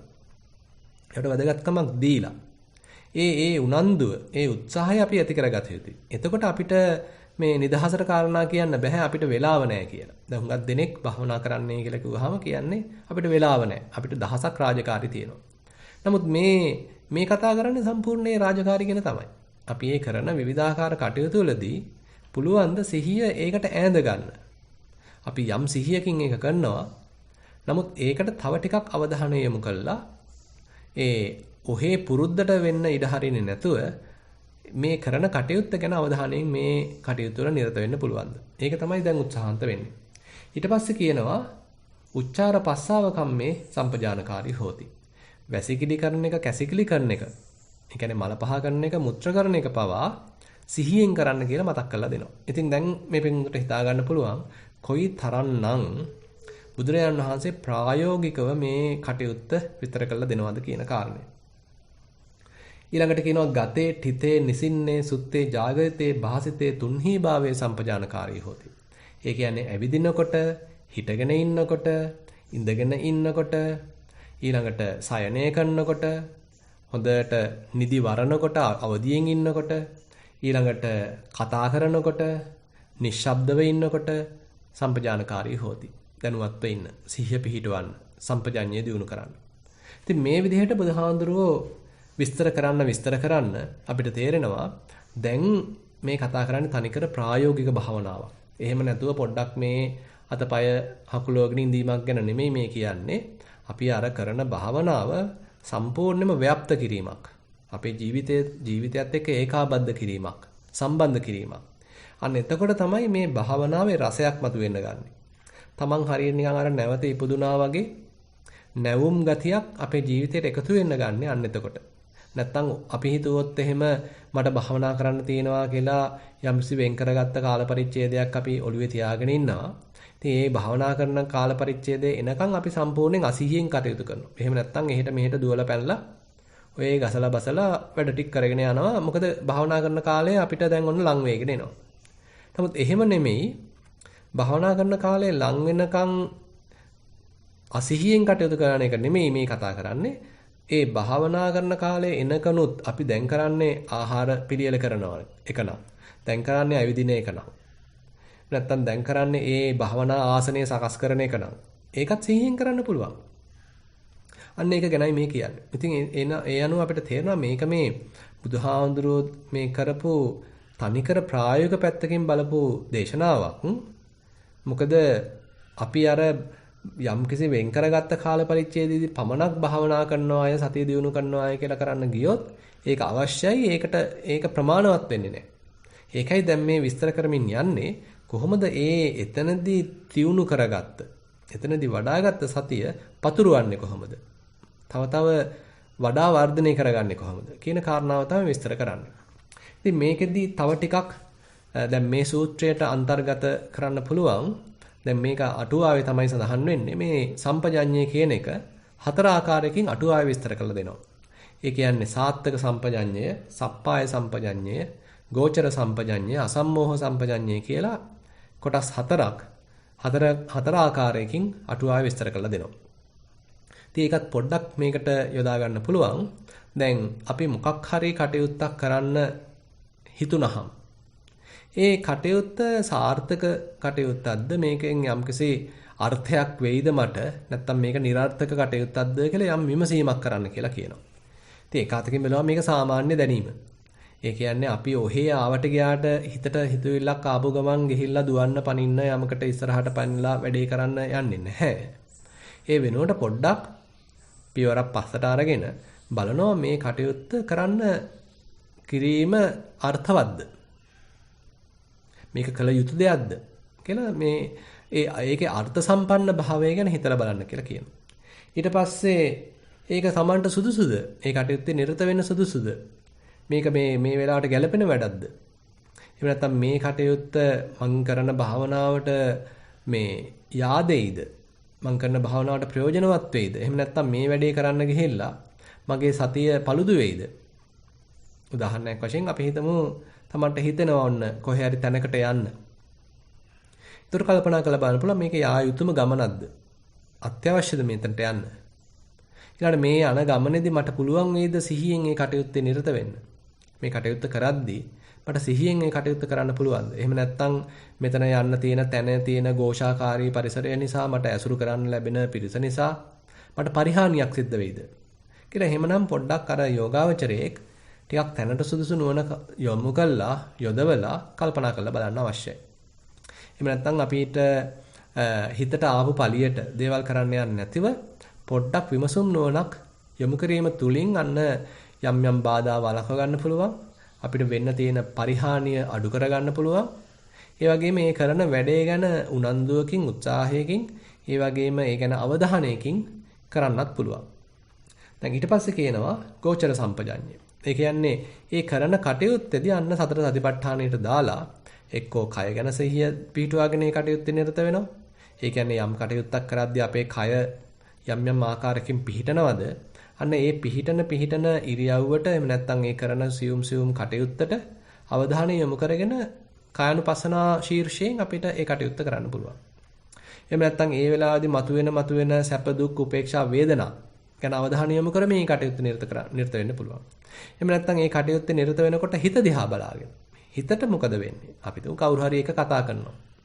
ඒ කතා කරනකොට අපේ හිත දිහා බලාගෙන අපිට පොඩ්ඩක් කතා කරන එකත් කරන්න පුළුවන්. දැන් ඇත්තටම මේ විස්තර කරලා තියෙන කටයුතු අතරේ මේ සම්පජඤ්ඤ කොටසේ අර බුදුහාඳුරට අගහරියට තමයි භාසිතේ කියන වචනේ දාලා තියෙන්නේ.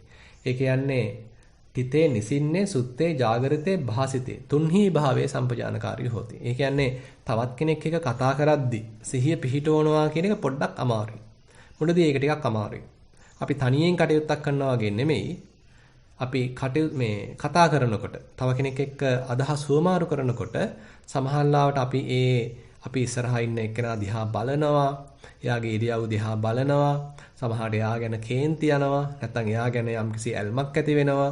සමහරවිට ඒ ඉදිරිපත් කරන කටයුතු ගැන අපේ හිතේ නොසන්සුන්කමක් ඇති වෙනවා. ඒවා මැඩපවත්වන්න හිතෙනවා. අපි එතන ඉස්සරහට පයින්න හදනවා. සමහරවිට අපිට එයා කියන දේවල් ගැන රිදෙනවා. අපි නිකන් නොසලකා හැරිය කියලා හිතෙනවා. ඉතින් මේ වගේ විවිධාකාර දේවල් මේ ඔවුනොවුන් හා sannivedanayේදී කතා කිරීමේදී සිද්ධ වෙනවා.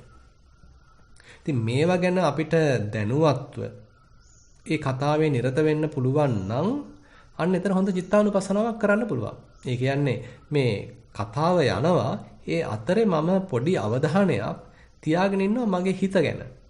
ඉතින් මෙතෙන්දී මගේ හිත කොහොමද ප්‍රතික්‍රියා දක්වන්නේ? ඒ අනෙක් තැනත්තා කියන වචනවලට මගේ හිත රිදෙනවද? මගේ හිතේ සතුටක් ඇති වෙනවද? මම ඒ කියන වචන මැඩපවත්වන්න හදනවද? ඊට ඉහළින් මං කියන්න හදනවද?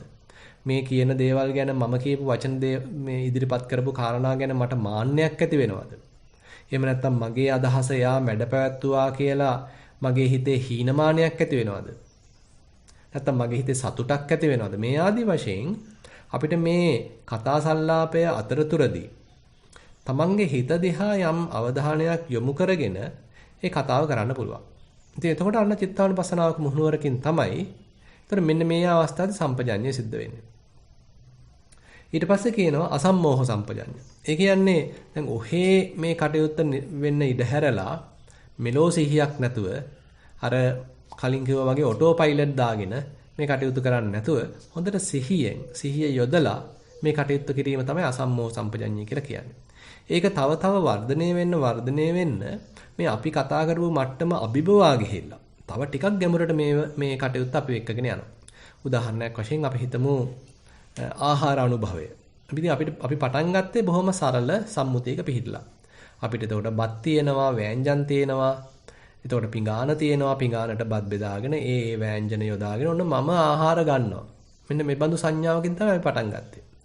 දැන් අපි සිහිය දියුණු කරගෙන යනකොට ඔන්න අපිට ඒ වෑංජනයෙන් ආහාර ටික එකතු කරගන්න හැටි, බත් එක්ක ඒක අනන හැටි, කටට ගේන හැටි, ඊට පස්සේ කටේදී කෙලත් එක්ක මිශ්‍ර වෙන හැටි, රස දැනෙන හැටි, සුවඳ දැනෙන හැටි, ආහාර පිඬ ගිලින හැටි.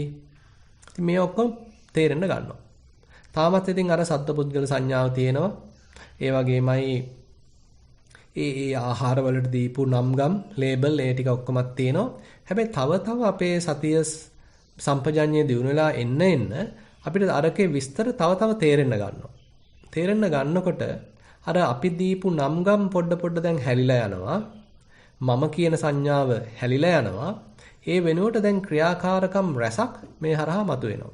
ඒතර ඇඟිලි වල ආහාර තැවරෙන හැටි, ඒවැය තියෙන අපි තුමු තෙත ගතියක් දැනෙන හැටි, නැත්නම් යම් ආහාරවල තියෙන උණුසුම දැනෙන හැටි, ඊළඟට ඒ ආහාර මිශ්‍ර කරද්දී අපේ ඇඟිලි චලනය වෙන හැටි, ඒ ඊළඟ නැවත ආහාර පිඬ මේ කටට ගේනකොට එතන තියෙන චලන රාශිය, ඊළඟ කටේ දාලා මිශ්‍ර කරනකොට ඒ දැනෙන රසයන්, ගිලිනකොට දැනෙන ඒ දැනීම්. ඒතර මෙන්න මේ වගේ එක්කෝ අපිට මේක ධාතු මානසිකාර මට්ටමකට පවා කිට්ටු කරගන්න පුළුවන්. ඒ කියන්නේ දැන් යන්නේ ඊට වඩා වෙනස් පැත්තකින් අර අපි මුලින් සම්මුතියකින් පටන් ගත්ත මේ ක්‍රියාවලියම දැන් ඒ සම්මුතිය අභිබවා ගිහිල්ලා අපි දීපු නම්ගම් අභිබවා ගිහිල්ලා ඊටාම සූක්ෂම මට්ටමේ ධාතු ක්‍රියාකාරීත්වයක් වශයෙන් සමහරවිට දැනෙන්න පුළුවන්. එහෙම නැත්නම් ආයතනවල ක්‍රියාකාරීත්වයක් වශයෙන් අපිට මේක දැනගන්න පුළුවන්. නැත්නම් ස්කන්ධයන්ගේ ක්‍රියාකාරීත්වයක් වශයෙන් මේක දැනගන්න පුළුවන්. ඉතින් මේ කතා කරන්නේ බොහොම සියුම් මට්ටමක්. ඒ කියන්නේ භාවනාව තව දැන් ගැඹුරකට යනවා. අපි මුලින් පටන් ගත්තේ ඊටාම සරල සම්මුතියක පිළිහිලා වුණාට මේ සම්මුතිය මේ සංකල්ප රාශිය අභිබවා ගිහිල්ලා ඊටා සියුම් දැනීම් රාශියක්, චලනය වීම රාශියක්, රස දැන ගැනීම රාශියක්, උණුසුම සිසිල දැන ගැනීම රාශියක් බවට මේ ක්‍රියාදාමයේපත් වෙන්න පුළුවන්. අන්න එතකොට තමයි මෙන්න මේ අසම්මෝහ සම්පජඤ්ඤය ඊටාම උත්කෘෂ්ඨ මට්ටමින් ක්‍රියාත්මක වෙන්නේ. ඉතින් එතකොට අපි මේ එදිනෙදා කටයුතු වල නිරත වෙනකොට මුලදී තියෙන්නේ අර සාමාන්‍ය සම්මුති මට්ටම. ඒකේ වැරද්දක් නැහැ. එතනින් තමයි පටන් ගන්න වෙන්නේ. හැබැයි අපි මේක මේ බහුලීකృత කරන්න වඩා මේකේ නිරත වෙන්න ඒ සාමාන්‍ය සම්මුති මට්ටම අභිබවා ගිහිල්ලා ඒක විනිවිද ගිහිල්ලා මෙතන තියෙන හුදු ක්‍රියාකාරකම් රැස අපිට මතුවෙන්න පුළුවන්. ඒ වගේම මෙතන සිද්ධ වෙන මේ ධාතුන්ගේ ක්‍රියාකාරීත්වය අපිට සමහරවිට වැටහෙන්නත් පුළුවන්. ඒක ඊටාම හොඳයි. දැන් තවත් උදාහරණයක් වශයෙන් කියනවා නම් දැන් මේ පින්වතුන් සක්මන් භාවනාවේ නිරත වෙනවා නම් මුලදී අපි ගියේ වම දකුණ කියලා. ඉතින් තාම මේ සරල පුංචි දරුවෙකුට පවා තේරෙන මට්ටමක්. පස්සේ හැබැයි ඒ පුංචි අභ්‍යාසය හරහා අපේ සිහිය පිහිටියට පස්සේ අපිට පුළුවන් වම දකුණ කියන්නේ නැතිව ඒ සිහියෙන් එළඹ සිටි සිහියෙන් ඒ කටයුත්තේ නිරත වෙන්න. එතකොට අන්න ඒ කටයුත්තේ නිරත වෙනවා. දැන් හිත පොඩ නිශ්ශබ්ද වෙන්න ගන්නවා. අපේ පූර්ණ අවධානය ඒ කරන කටයුත්තට යොමු කරනවා. එතකොට අන්න පාදයේ එසවෙන හැටි, ඉස්සරහට ගෙන යන හැටි, තබන හැටි, තියලා තද කරන හැටි, ඒ දැනෙන දැනීම්, ඊළඟ පාදයේ ඒ කොටසට දැනෙන දැනීම්, ඒ වැඩි විවිධාකාර වශයෙන් තද ගති, රළු ගති, උණුසුම් ගති, සිසිල් ගති, චලනය වීම, කම්පණය වීම. ඉතින් මේ වගේ අර එතන තියෙන පූර්ණ ක්‍රියාකාරීත්වය, ධාතු ලක්ෂණ, එහෙම නැත්නම් වේදනා ශීර්ෂයෙන් බලනවා නම් මේක සැප, දුක්, උපේක්ෂා වශයෙන් මේ මතුවෙන්න පුළුවන්. ඔන්න ඔය මට්ටම අපිට මේ එදිනදා කටයුතු වලටත් අරගෙන ඉන්න පුළුවන්. ඒ සක්මන් භාවනාවක දීර්ඝ කාලයක් නිරත වෙනකොට අපිට පෙනෙනවා නම් යම්කිසි ඒ ඊටාම සූක්ෂම මට්ටමකින් සිද්ධ වෙන යම් ක්‍රියාකාරකම් රසක් අන්න ඒ මට්ටම යම්ස කෙනෙක් හොඳට මේ භාවනාවක නිරත වෙන්න ඒක බහුලීකృత කරන්න අනිකුත් එදිනදා කටයුතු වලදීත් වැටහෙන්න පුළුවන්. ඒ වගේමයි දැන් සක්මනකදී වුණත් මේ පාදයේ ඔසවන්න චේතනාවක් මුල් වෙන ආකාරය. පාදයේ ගෙන යන්න චේතනාවක් මුල් වෙන ආකාරය. පාදයේ තබන්න චේතනාවක් මුල් වෙන ආකාරය. ඒ දේවල් දැනගැනීමේදී චේතනාව මුල් වෙන ආකාරය. අන්න හිත දිහා දැනුවත් වෙන්න පුළුවන්. ඒ කියන්නේ සක්මනත් කෙරෙනවා. හැබැයි දැන් හිත ගැනත් යම් වැටහීමක් තියෙනවා. හිතේ පහළ වෙන ඒ ලක්ෂණ හඳුනා ගැනීමේ සිත්, ඒ වගේම පාදයේ ඒ ඉහළට ඔසවන්න, ගෙන යන්න, තබන්න නැත්නම් ඒ තැන අන්තිම කෙලවරට කියලා හැරෙන්න, ඒ තැන්වලදී පහළ වෙන විවිධාකාර පුංචි චේතනා. ඒවා පවා Tamanට වැටහෙන්න පුළුවන්. එතකොට අන්න මේ හිත ගැනත් යම් වැටහීමක් ඇති කරගෙනම මේ කටයුත්තේ නිරත වෙන්න පුළුවන්. ඉතින් මේ වගේමයි අනිකුත් කටයුතුත්. මේ වගේමයි එදිනෙදා කටයුතුත්. අපි මේ සාමාන්‍ය සම්මුතියේ ඉඳලා පටන් ගත්තට ඒක වඩා වර්ධනය වෙන්න ඒකේ අපි නොදකපු පැති හොඳ සාරයක්, හොඳ ධර්ම සාරයක් මෙතනින් මතු කරගන්න පුළුවන්. ඉතින් ඒ නිසා මේ කටයුතු 4 ගැනත් පුංචි අවධානයක් අපේ හිතේ තියෙන එක වටිනවා. අපි මොහක්ම හෝ වැඩක් කරන්න පටන් ගන්නකොට මේක මේ අර්ථයක් තියෙන වැඩක්ද කියලා පුංචි විමසීමක් කරන්න පුළුවන්. ඔහේ ආවට ගියාට හිතට ආපු පමණින් ඒක කරන්න ඉදිරිපත් වෙන්නේ නැතුව මේක අර්ථවත් වැඩක්ද කියලා හිතලා බලන්න පුළුවන්. ඊළඟට මේ වැඩේ මට සුදුසුද, මේ කාලයට ගැලපෙනවද කියලා අන්න හිතලා බලන්න පුළුවන්. ඊට පස්සේ ඒ වැඩේ නිරත වෙනකොට හොඳට සතර සතිපට්ඨානයකින් යම් සතිපට්ඨානික පිහිටුවාගෙන හිත පිහිටුවාගෙන ඒ කටයුතු නිරත වෙන්න පුළුවන්. ඒ වගේමයි තමන්ගේ අවධානය සියුම්ම සූක්ෂමව යොදන්න එතන තියෙන සියුම් තව ක්‍රියාකාරකම් මතුවේවි. මමයා හැරිලා ගිහිල්ලා ධාතු ලක්ෂණ රසක්, ඉන්ද්‍රිය ක්‍රියාකාරකම් රසක්, එහෙම නැත්නම් ආයතන ක්‍රියාකාරකම් රසක් තමන්ට තේරෙන්න පුළුවන්. එතකොට මෙන්න මේ ආකාරයෙන් මේ භාවනාව පැතිරෙන හැටි, විකාශනය වෙන හැටි අපිට තේරුම් ගන්න පුළුවන්. ඉතින් මම අදහස් කළා එක මේ තව උදාහරණයක් දීලා අද ධර්ම දේශනාව අවසන් කරන්න. මේ භාගතුන් වහන්සේ එක්තරා අවස්ථාවකදී නන්ද ස්වාමීන් වහන්සේට බොහෝම ප්‍රශංසා කරනවා. දැන් මේ පින්වතුන්ට මතක ඇති නන්ද ස්වාමීන් වහන්සේ කියන්නේ ඒ බුදුරජාණන් වහන්සේගේ මල්ලි කෙනෙක්. එදා ඒ ගෙට ගෙවදීමේ උත්සවය, විවාහ ගිවිස ගැනීමේ උත්සවය, යුවරජකම ලැබීමේ උත්සවය කියන මෙන්න මේ විවිධ උත්සව රැසක් තියදී තමයි බුදුරජාණන් වහන්සේ මේ මාලිගාවට පිණ්ඩපාතේ වැඩම කළා පාත්‍රය අතර දීලා මේ එකගෙන එන්නේ මේ විහාරස්ථානයට. ඉතින් තමයි මේ නන්ද ස්වාමීන් වහන්සේ පැවිදි කරගන්නේ. ඉතින් පැවිදි කරගත්තට නන්ද ස්වාමීන් වහන්සේට ඒ තරම් මේ උනන්දුවක් තිබුණේ නැහැ පැවිදි වෙන්න. එයාගේ හිත තිබුණේ අර ලැබෙන්න තිබිච්ච රජකම ගැන, මේ ගෙවදින්න හිටියේ මාලිගාව ගැන, ඒ වගේම අතිනත ගන්න හිටියේ ඒ රූපනන්දාව ගැන. ඉතින් එතකොට පස්සේ දැන් මේක තේරුම් අරගත්ත නන්ද ස්වාමීන් වහන්සේ, ඒ වගේමයි බුදුරජාණන් වහන්සේත් උපක්‍රමශීලීව නන්ද ස්වාමීන් වහන්සේ යොමු කළා භාවනාවට. පස්සේ මේ නන්ද ස්වාමීන් වහන්සේ පුදුමාකාර කැපවීමකින් තමන්ගේ මහානකම කරලා තියෙනවා. ඉතින් මෙන්න මේ නිසා මේ පොඩ දැන් මේ නන්ද ස්වාමීන් වහන්සේ තුල ඒ ඇතිවෙච්ච ජීවිත පරිවර්තනය, ඒ ප්‍රතිපදාවට යොමු වීම බුදුරජාණන් වහන්සේ පුදුම විදිහට අගය කරලා තියෙනවා. එක සූත්‍රයක් එනවා නන්ද සූත්‍රය කියලා අංගුත්තර නිකායේ අටක නිපාතේ. බුදුරජාණන් වහන්සේ කියනවා මෙන්න මේ අපේ නන්ද ස්වාමීන් වහන්සේගේ ක්‍රියාකාරකම් 4ක් තියෙනවා. ගුණ විශේෂ 4ක් තියෙනවා. මේ අනිකුත් සබ්‍රහ්මචාරීන් වහන්සේලාටත් අනිකුත් භික්ෂුන් වහන්සේලාටත් එමත් නැත්නම් අනිකුත් යෝගාවචරයින්ටත් බොහොම ප්‍රයෝජනවත් කියලා මෙන්න මේ ගුණ 4 දේශනා කරනවා. මතු කරලා පෙන්නනවා. පළවෙනි ගුණය පෙන්වන්නේ ඉන්ද්‍රියසු ගුත්තද්වාරෝ හෝති. ඒ කියන්නේ යම්කිසි කටයුත්තක් කරද්දී හිතලා බලනවලු මේ කටයුත්ත කරන්න ගිහිල්ලා මගේ හිත කෙලෙසෙයිද? කලින් නොතිබිච්ච රාගයක් හිතේ ඇති වෙයිද? කලින් නොතිබිච්ච ලෝභයක් හිතේ ඇති වෙයිද? කලින් නොතිබිච්ච ද්වේෂයක් හිතේ ඇති වෙයිද? කියලා හරි පරිස්සමේ තමයි හිත ආරක්ෂා කරගෙන මේ කටයුත්තේ නිරත වෙන්නේ. ඉතින් බුදුරජාණන් වහන්සේ කියනවා න අ비ජ්ජා දෝමනස්සා පාපිකා අකුසල ධම්මා අන්වාස්ස විස්සන්තිති. ඉතිහ තත්ත සම්පජානෝ හෝති. ඒ කියන්නේ කලින් නොතිබිච්ච යම්කිසි රාගයක්, ද්වේෂයක්, පැටලීමක්, හිතේ විසිරීමක් හිතේ වෙයිදෝ කියලා පුංචි අවධානයකින් තමයි හොඳට හිත ගැන සම්පජඤ්ඤය පවත්වමින් තමයි මේ නන්ද ස්වාමීන් වහන්සේ කටයුතු කරන්නේ. හොඳට මේ ඉන්ද්‍රයන් වහගෙන ඉන්ද්‍රියසු ගුත්වද්වාරෝ හෝති. හොඳට වැසූ පියන්න නැතුව එහෙම නැත්නම් ආරක්ෂා සහිතව තමයි කටයුතු කරන්නේ. ඇහෙන් යමක් බලනකොට හොඳ ආරක්ෂාකාරීව. කනෙන් යමක් අහනකොට ආරක්ෂාකාරීව. දිවෙන් යමක් රස බලනකොට ආරක්ෂාකාරීව. නාසයෙන් යමක් ආග්‍රහණය කරනකොට ආරක්ෂාකාරීව. කයෙන් යමක් ස්පර්ශ කරනකොට ආරක්ෂාකාරීව. හිතට යම් අරමුණු එනකොට ඒ එන සෑහෙම කිසිම අරමුණකින් හිත කෙලස ගන්න නැතිව මේ ඉන්ද්‍රයන්ගෙන් අරමුණු ගන්නකොට හිත කෙලස ගන්න නැතිව ඒ අරමුණු ගනුදෙනුව සිදු කර ගැනීම සඳහා මේ නන්ද ස්වාමීන් වහන්සේ උත්සාහන්ත වෙලා තියෙනවා. මේ මතු කරන එක කාරණාවක්. ඊට පස්සේ කියනවා භෝජනයේසු මත්තඤ්ඤු හෝති. ඒ කියන්නේ ආහාර ගන්නකොට ඒකේ මාත්‍රඥතාවය දන්නවා. ඒ කියන්නේ ප්‍රමාණය දන්නවා.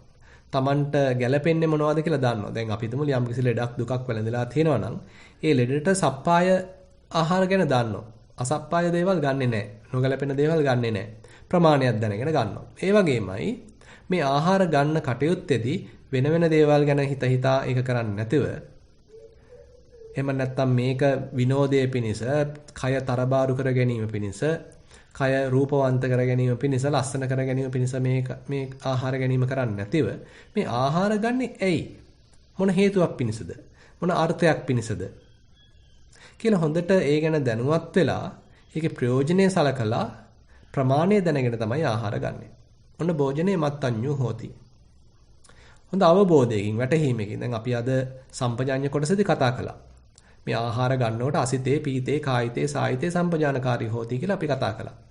ඒ කියන්නේ මේ ආහාර ගන්න කටයුත්ත ගැන හොඳ අවධානයෙන් සිහිය පිහිටුවාගෙන අර්ථය තේරුම් අරගෙන තමයි මේ කටයුත්තේ නිරත වෙන්නේ.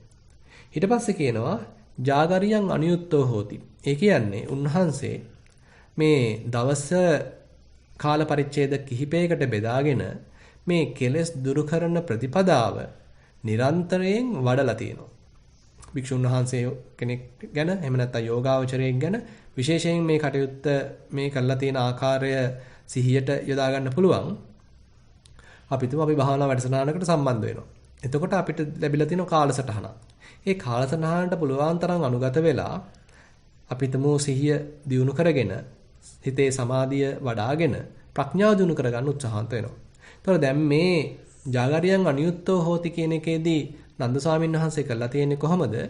මුළු දවල් කාලයේම එළිය තියෙන කාල පරිච්ඡේදයෙන්ම හොඳට මේ සක්මනේදී ඉඳගෙන කරන භාවනාවකදී නිරත වෙමින් ඒ කටයුතු වල අවධානය යොමු කරමින් සම්පජඤ්ඤය පවත්වමින් පුළුවන් තරම් තමන්ගේ හිත නීවරණයන්ගෙන් පිරිසුදු කරලා තියෙනවා.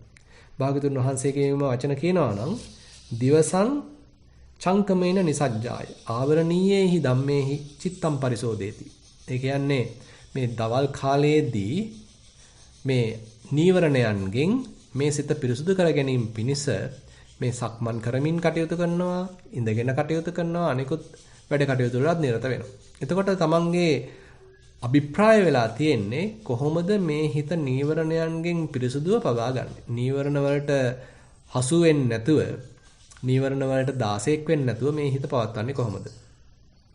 ඒ වගේමයි රාත්‍රියේ මුල් කාල පරිච්ඡේදයත් උන්වහන්සේ මේ විදිහටම කටයුතු කරලා තියෙනවා. එහෙනම් රාත්‍රියේ නිදා ගන්න කාල පරිච්ඡේදයේදී හොඳට සිහි ඇතිව නිදා ගන්නවා.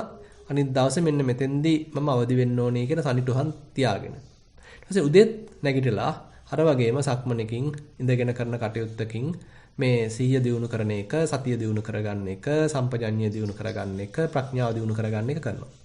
ඊට පස්සේ බුදුරජාණන් වහන්සේ කියනවා සති සම්පජඤ්ඤේන සමන්නාගතෝ හෝති.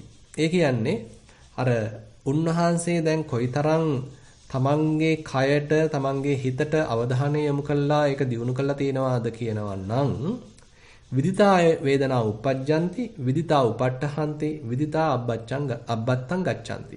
මේ උන්වහන්සේගේ කයේ, උන්වහන්සේගේ හිතේ යම් හෝ වේදනාවක් පහළ වෙනවා නම් ඒ ගැන උන්වහන්සේ දන්නවා. ඒ වේදනාව දැන් දුර වෙලා යනවා නම් ඒ ගැනත් උන්වහන්සේ දන්නවා. ඒ කියන්නේ උන්වහන්සේ හොඳ අවධානයෙන් ඉන්නේ. කයටම යොමු වෙච්ච අවධානයක්, හිත ගැන තියෙන අවධානයක්. ඒ තමන් වෙතට පැමිණි අවධානය තියෙන්න එතකොට තමන්ගේ මේ කයේ හෝ හිතේ යම්කිසි වේදනාවක් හට ගන්නවා නම් ඒ ගැන දන්නවා. ඒක උන්වහන්සේට නොදන්නවා දැන් හටගන්නේ නැහැ. දැනුවත් තමයි සිද්ධ වෙන්නේ. ඒ වගේමයි හිතේ යම්කිසි සංඥාවක් පහළ වෙනවා නම් ඒ සංඥාව ගැනත් දන්නවා.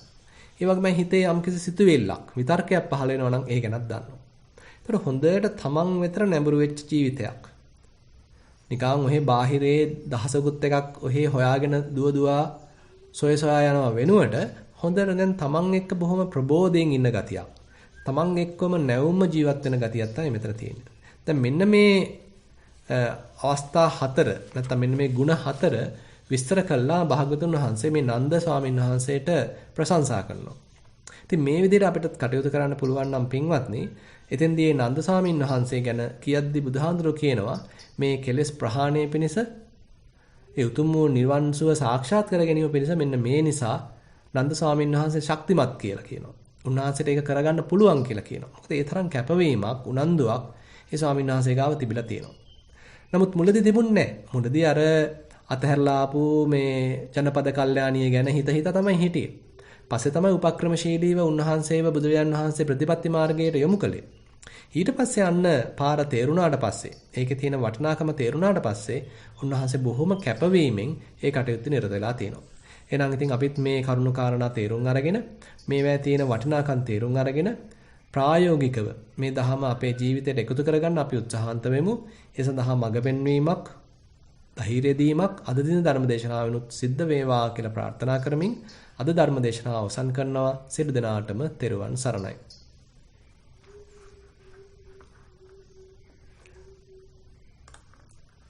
හොඳයි පින්වත්නි, අපි කාට හරි අද ධර්මදේශනාව සම්බන්ධයෙන් යම්කිසි ප්‍රශ්නයක් එහෙම නගන්න තියෙනවා නම්, එහෙම නැත්නම් යම්කිසි කටයුත්තක් යම් කාරණාවක් ඉදිරිපත් කරන්න තියෙනවා නම් කෙටි වෙලාවක් ගන්න කියලා මම ආරාධනා කරනවා.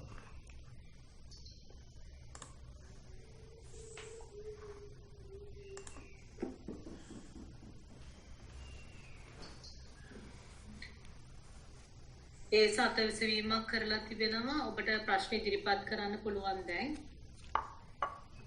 ගෞරවනීය ස්වාමීන් වහන්සේ. ඔව් කියන්න. ගෞරවනීය ස්වාමීන් වහන්සේ. කියන්න අපිට ඇහෙනවා. කියන්න අපිට ඇහෙනවා. ඉන්න. ඔබ වහන්සේගේ පාද නමස්කාර කරගෙන මට ප්‍රශ්නයක් නෙමෙයි. ඔව්. යෝජනාවක් ඉදිරියට කරන්න කියන ස්වාමීන් වහන්සේ. ඔව්. ඒ ස්වාමීන් වහන්සේ අංගුත්තර නිකායේ ඒකීපාතේ අවතාරදී අටවෙනි සූත්‍රයේ සඳහන් වෙනවා යම් කෙනෙක් කායගත සතිය බහුලව පිළිතුරු ඔහු අවස්ථාවේ නිගානේ බහුලීකත කළා වෙනවා.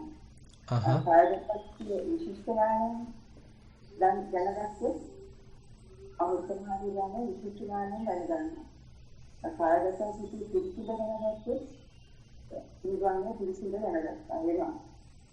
කායගත සතිය සාක්ෂාත් කරගන්න ප්‍රත්‍යක්ෂ කියේ අමෘතමහා නිගානේ සාක්ෂාත් කළා ප්‍රත්‍යක්ෂ කළා වෙනවා කියලා කියනවා. මට හිතෙනවා ස්වාමීන් වහන්සේ ඒකත් ඔබවහන්සේ අපට කියලා දෙනවා ඒක අදාළ කරගෙන යන්න පුළුවන් වෙයි කියලා හිතන් සමහර විට ඔබවහන්සේ උපුලත් කරගෙන ඇති ඔබවහන්සේගේ සැලැස්ම කළා මම ඉතා ගෞරවයෙන් ඉල්ලා සිටිනවා ඒක ඒකකට යම් අවස්ථාවක හදාගෙන සීපා කියලා. හොඳයි. ඒ ප්‍රසාරණයන්සේ කවදාවත් මම ඒ ඒකට ආනන්ද සම්පන්න සීරි ඉදාම අනුරෝධින් සහ ඉදා වැඩලත් දාර්ශනික කීයක් මට කියවන්නවා. පළවෙනි කියනවා මගේ කල්යාණ මිත්‍රයන් වහන්සේ මේ කියන්නේ සාරිපුත්‍ර අන්තන්වාසී ගැන. ඉන්නවාසී පිළිගන්නට ඒක සියලු දිශානුකූලව මට ධර්මය නොවැටහි මට සියල්ල අන්ධකාරයි කියලා ගන්නවා. ඊළඟට කියනවා පැරණි පුරා යන්න කියලා නවසයන් පිට සැසුවේ දින වර්ෂාකාලයේ දෙදෙල්ල කරන් පක්ෂී උත්සාහයේ මම තනියම ධ්‍යාන කරනවා. ඊළඟට කියනවා පහවදී කල්යාණ මිත්‍රෙ ඇතියාහත පළමුව පිරිනිවි ශාස්ත්‍රීය වහන්සේ ඇතියාහත කායගත සතිය හා සමාන මිත්‍රෙක් නැත. ඒ විඥානයසන් මේකත් මම හිතනවා අපිට ටිකක් විස්තර කරලා දෙන සීක්වා කියලා බොහොම ගැඹුරින් ඉන්නවා. හොඳයි මේ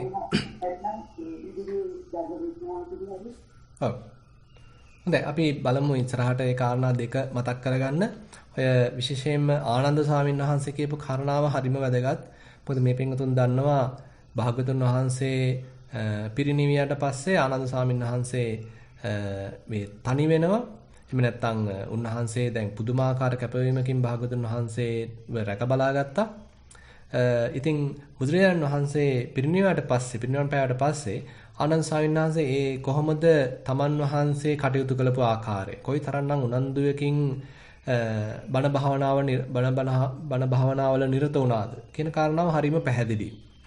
දැන් විශේෂයෙන්ම මේ පළමු සංගායනාවට එහෙම උන්වහන්සේව තෝරාගත්ත නිසා උන්වහන්සේ පුදුමාකාර උනන්දුවකින් කටයුතු කරලා තිනවා තමනුත් රහත් වෙන්න. ඉතින් ඒ වගේ අර බොහොම කල්යාණ මිත්‍රයන් නැති වුණාට පස්සේ Tamanට ඉන්න කල්යාණ මිත්‍රයා තමයි මේ කය කියලා කියන්නේ. කියන්නේ මේ කයම පාවිච්චි කරන්න පුළුවන් තව සතිය දියුණු කරන්න. මේ කයම පාවිච්චි කරන්න පුළුවන් තව සමාධිය ප්‍රඥාව දියුණු කරන්න. ඉතින් මේ කටයුතු අපි තව ටිකක් ඉස්සරහට එහෙමනම් සාකච්ඡා කරමු. අර අංගුත්තර නිකායේ කියපු සූත්‍රයත් මම තා පොඩ්ඩක් විමසලා බලන්නම්. ඇත්තටම කායගත සතිය ඊටාම ඉහළින් වර්ණනා කරලා තියෙන කොටසක්. දැන් ඇත්තට මේ කායගත සති සූත්‍රයේදී ඒ තරම්ම විපස්සනාව ගැන සඳහනක් නැහැ. මෙතෙන්දී සතිය පිහිටුවා ගැනීම හොඳට කයෙහි අවධානය පවත්වා ගැනීම ගැනයි විශේෂයෙන් මතු කරලා පෙන්නන්නේ. ඒකයි මේකේ විශේෂයෙන්ම ආනිසංස වශයෙන් කියන්නේ අර ගේහසිතා සරසංකප්පාතේ පහියන්ති. යම් කිසි ගෘහාශ්‍රිත සංකල්පනාවන් තිබුණා නම් මේ එදිනෙදා කාම භෝගී ජීවිතය ගැනම නම් දිගට හිත තිබුණේ. ඒව දැන් ටිකක් දුර වෙලා ගිහිල්ලා ඊට වඩා ටිකක් වෙනස් ආකාරයකින් එහෙම නැත්නම් අපේ යෝනිසෝ මනසිකාරයකින් අපේ ජීවිතය දිහා බලන්න මේ කය දිහා බලන්න යම්සි කෙනෙක් පෙළ ගැහෙනවා. ඊට අමතරව කියනවා දැන් අජ්ජත්තමේව චිත්තං සන්ටපේති සම්නිසීදති සම්තිට්ඨති සම්නිසීදති ඒකෝදි හෝති සමාධියති කියලා. ඒ කියන්නේ දැන් ඇතුළතම හිත පිහිටන්න පටන් ගන්නවා. මෙතෙක් කාලයක් මේ ඔහේ පිටතටම ගිය හිත, අනුන් ඔස්සේ ගිය හිත, අතන මෙතන දුවපු හිත, අතීතේ අනාගතයේ දුවපු හිත. දැන් මේ කය ඇසුරේම පිහිටන්න පටන් ගන්නවා. මේක එක ප්‍රධාන අනිසංශයක්. කියන්නේ අපිට එකපාරටම බෑ මේ හිත සියල්ලෙන් නිදහස් කළා කිසිම දෙයක් උපාදාන නොකරන හිතක් බවට පත් කරගන්න එකපාරට බෑ. මුලින්ම අපි මේ අතරමැදි අවස්ථාවක් වශයෙන් අපි මේ කය ඇසුරු කරන හිතක් හදා ගන්න අවශ්‍යයි. ඒ කය ඇසුරු කරන හිත හදා ගන්න හැටි තමයි අතර මේ කායගත සති සූත්‍රයේදී විශේෂයෙන් මතක් කරලා දෙන්නේ. මොකද මේ කය පාවිච්චි කරනවා සම්පූර්ණයෙන්ම හරියට නිකන් අර නැවකට මේ ඇන්කර් එකක් වගේ. මේ එතකොට අර නැව එහෙම යන්නේ නැහැ. නැව පැද්දෙන්නේ කරන්නේ නැහැ. මොකද අර හොඳට නැංගුරමක් දාලා තියෙන්නේ. ඒ නැංගුරමක් වගේ මේ කය පාවිච්චි කරන්න පුළුවන් හිතට. හිතට අතීතයට දුවන්න විදියකුත් නැහැ, අනාගතයට දුවන්න විදියකුත් නැහැ.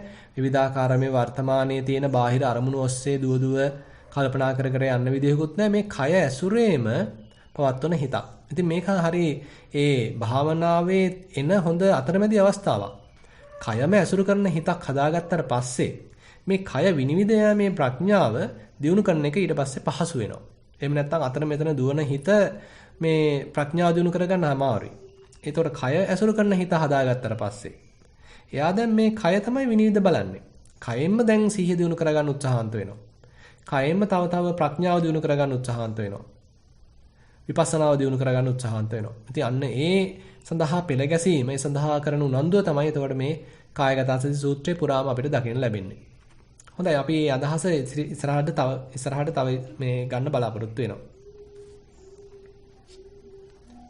ස්වාමීන් වහන්සේ හොඳයි. ස්වාමීන් වහන්සේ මම කියන දේ ඇහෙනවද දැන්? ඔව් කියන දේ ඇහෙනවා. ඒ ස්වාමීන් වහන්සේ මම සඳහන් කරපු මේ අංගුත්තර නිකායේ අමත වර්ගයේ ඉස්සෙල්ලා තියෙන කායගත සති වර්ගයේ මේ දේනානීය ස්වාමීන් වහන්සේ සර්වඥාන් වහන්සේ දේශනා කළ තියෙන එකම ධර්මයක්. ඔව් ඔව්. ධර්මයෙන් මෙන්න මේ දේවල් ලබා ගන්න පුළුවන් නම් ඒක කායගත සතිය. බහුලීකත භෞතිකත කරන විදිය. ඔව්. උදාහරණ තියෙනවා අනිසංස අන්තිමට මේ තීක්ෂණ ප්‍රඥාව, රූප ප්‍රඥාව, චිත්ත ප්‍රඥාව ඔව්. අනේ ඒ ගැන අපිට මහන්සි පස්සේ හරි පහදා දෙන්න සීස්වා කියලා උගෝම් පාද නමස්කාරයෙන් ඉල්ලා සිටිනවා. හොඳයි හොඳයි. හොඳයි.